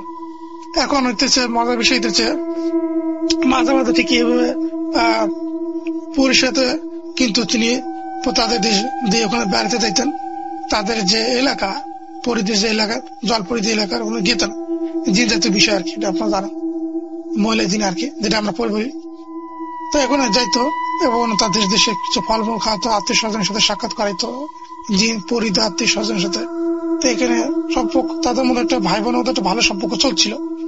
তো এখানে তো মাঝে মাঝে দেখা যেতেছে বা তার চাচাকে বাসায় পাওয়া যেত না, চাচা পরে দেখা যেত আসার পরে বললো যে আমি পানির মধ্যে যে জলপরি ছিল সে জলপরি ওখানে গিয়েছিলাম, জলপরি ওখানে নিয়েছে, আমি তাকে আপু হিসেবে সম্বোধন করে সে আমাকে তার জায়গায় নিয়ে গেছিল, নিজে আমাকে তাদেরকে এখানে বেড়াতে নিয়ে যায়, আমাকে আমার সাথে অনেক কিছু খাওয়া দাওয়া করায়।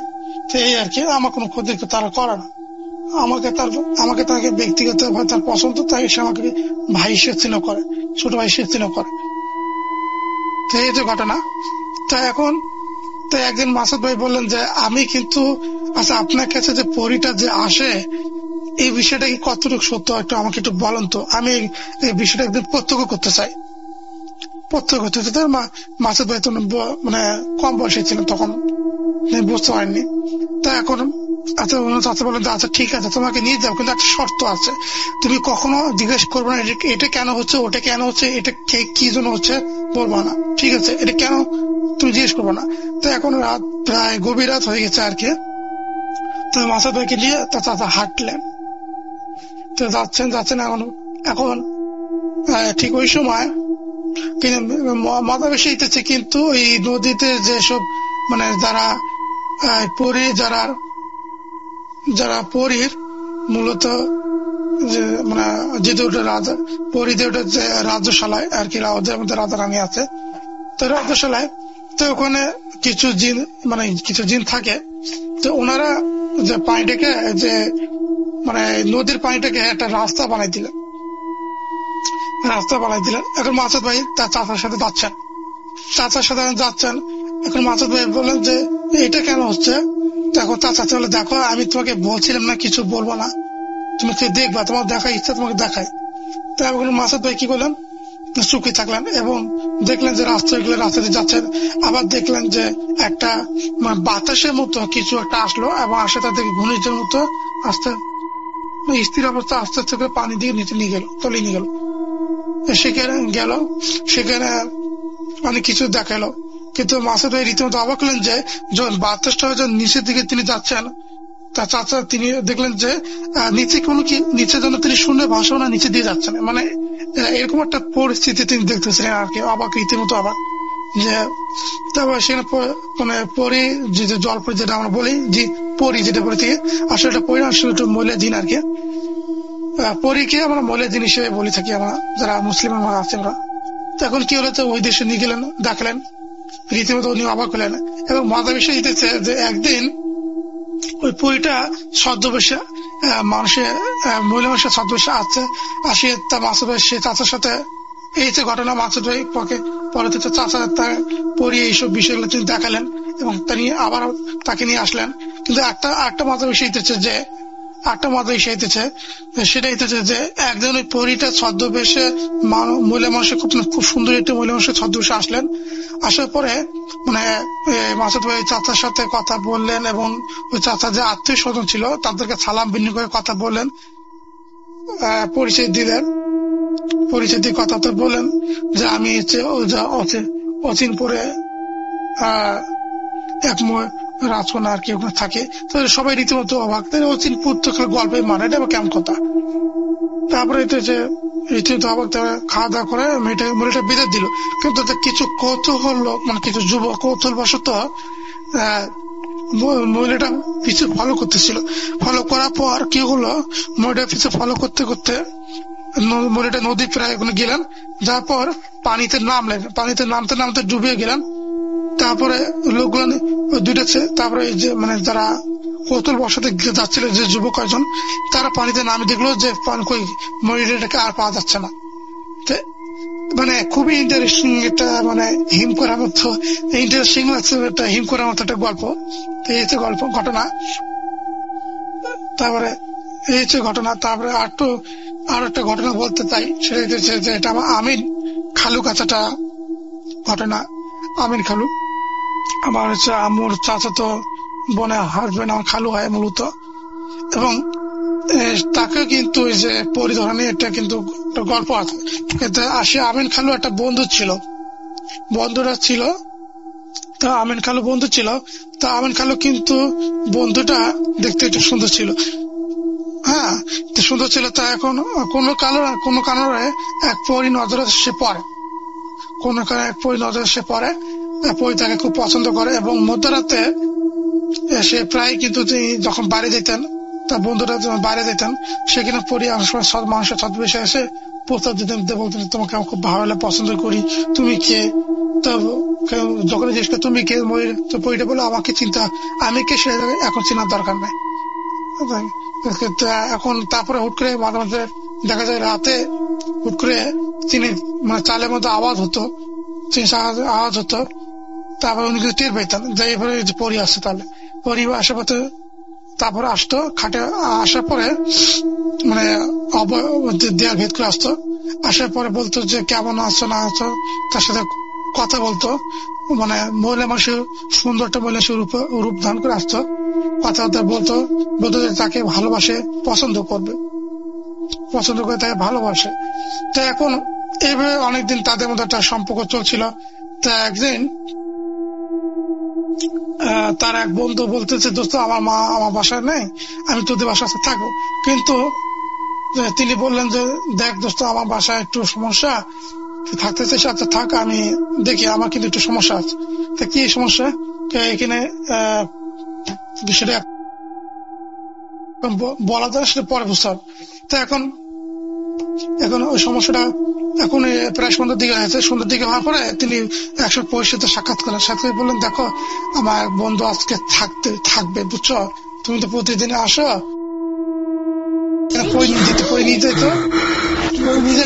তিনি সকালে দেখতে গাছের ডালে হুজুর এখানে মানে শুয়ে আছে আর কি, মানে পরিজার মতো অবস্থা শুয়ে আছে। তারপর লোকেরা নিচে নামাইতো। তো আমি ঘুরতে উঠে বলতেন কি হলো, আমি এখানে কেন? ওই যে আপনাকে কে যেন এখানে নিয়ে আসছে রাতে, পড়ে নিয়ে আসতো আর কি। তা উনি বিষয়টা প্রায় তার সাথে হইতো, এরপরে তিনি কিছু আমল করার পর আর হয় না। এরপরে আরেকটা বিষয় হচ্ছে যে এই হুজুর যখন তিনি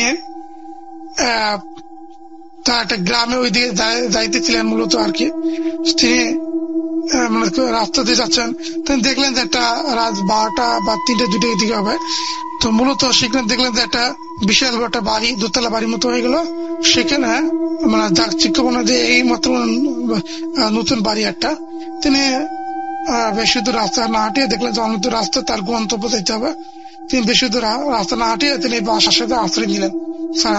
দেখলেন একটা মহিলা, উনি দেখলো এক মহিলাটা সালাম দিয়ে বললো যে আসেন, আপনি আসেন।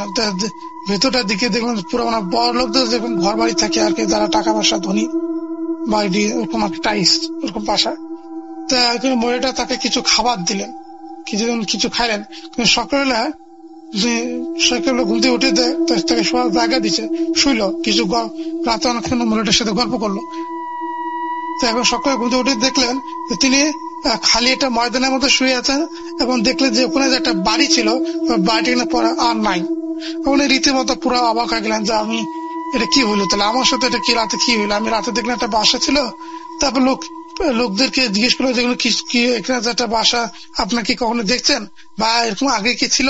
তো ওরা বলছে না, এরকম কোন বাসা বা আগে আমরা এখানে ছিল না বা আমরা জানি না, এখানে আমরা কখনো দেখিনি। স্থানীয় লোকেরা সেটা বললো। তাই উনি রীতিমতো প্রায় অবাক হয়ে গেলেন, এই ঘটনা। তারপরে হইতেছে আরেকটা ঘটনা আপনাদেরকে শেয়ার করি। কিন্তু এরপরে এই হচ্ছে ঘটনা। এরপরে হচ্ছে আরেকটা ঘটনা হইতেছে যে আবার এই আমিন খালু ওখানে, তো ওখানে একটা ওনার ধান বাড়ি যেত, যেহেতু গ্রাম এলাকা ধান বাড়ি, ওখানে ওইদিকে কোন এক মানে আগন্তুক শিশুকে হত্যা করে মাঠে পরে ওখানে আলিয়ে ওখানে রাখা হয়েছে। তো আমার চাচাতো ভাই, আমার এই যে খালাতো ভাই মাধ্যমে জানতে পারলাম যে ওখানে কেউ যদি রাত 12টা 1টা দিকে যদি ওই জমিতে যদি যায়, মানে জমি আশেপাশে যদি কাজ করতে যায়, সেখানে দেখতে পারে যে কি একটা শিশু কান্না আওয়াজ হচ্ছে। যে ওই শিশু কাছে যায়, শিশুকে স্পর্শ করে তার মৃত্যু অনিবার্য হয়ে যায়, মানে কোনো কারণে একটা ভয় বিভৎস তার মৃত্যু হয়। এরকম ভাবে প্রায় এরকম ঘটনা সে হইতো গ্রামে। পরবর্তীতে কেউ আর রাত হলে ওখানে রাত 12টা 1টার দিকে কেউ ওখানে জমিতে তা কোনো প্রকার মারি দেওয়া, পানি দেওয়া বা কোনো কাজে ওই জায়গাতে যায় না। এই হচ্ছে মানে একটা ভয়ঙ্কর কিছুটা ঘটনা। এরপর আরেকটা ঘটনা আমি আপনাদেরকে বলি, না বলে নয়। ঘটনাটা হচ্ছে ঠিক এরকম, যেটা এর আগে আমি পাঠিয়েছিলাম। আমি আরেকটা বিষয় বলি, সেটা হইতেছে যে আপনারা দেখবেন যে যেসব মানে রাজা রানীদের যেসব যে বাড়িগুলোতে, বাড়িগুলো অন্তত হান্টেড, বাড়িগুলো অত্যন্ত হান্টেড। এরকম একটা হান্টেড বাড়িতে হচ্ছে যে আপনার যদি বর্গা মহাস্থানগঞ্জ যান বা অন্যান্য জায়গাগুলোতে যান, রাজাদের যে ধ্বংসাবশেষ বাড়িগুলো আর রয়েছে এগুলো হচ্ছে হান্টেড। এর মধ্যে নর্তকী এবং অসংখ্য মানুষের যে অশরীরী কিছু জিনিস আপনাদের উপস্থিত দেখতে পারবেন। এটা হচ্ছে কি, রাজারা এবং তৎকালীন সময় মানুষকে টর্চার করতো, যারা জমিতে ছিল তারা টর্চার করতো, অনেক মানুষকে তারা মারতো। তো এই বাসাগুলোতে মূলত আপনারা গভীর রাতেই অবস্থান করতে পারবেন না। এখন সময় ভয়ঙ্কর অনেক কিছু ঘটনা ঘটে, রীতিমতো অবাক যে কিছু আওয়াজও শুনতে পারবেন। তো ওখানে ওই জায়গাগুলোতে মানুষ অবস্থান না করে উত্তম। আর বিশেষত যে কথাটা বলে যে ব্ল্যাক মিউজিকের ঘটনাগুলো, ব্ল্যাক মিউজিকের ঘটনাগুলো আসলে খারাপ।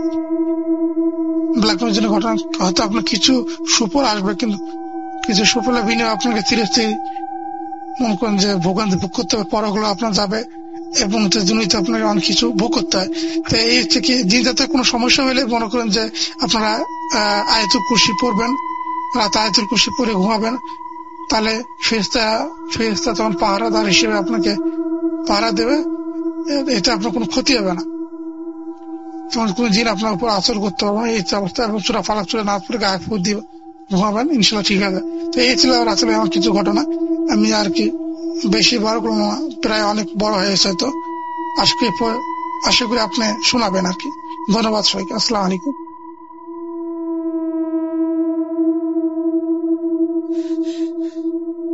আজ আবার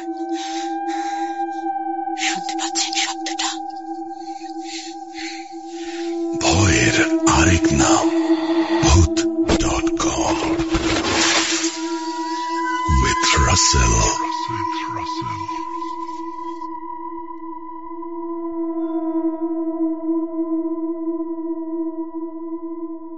ওয়েলকাম ব্যাক। ঘড়িতে সময় রাত 1:55।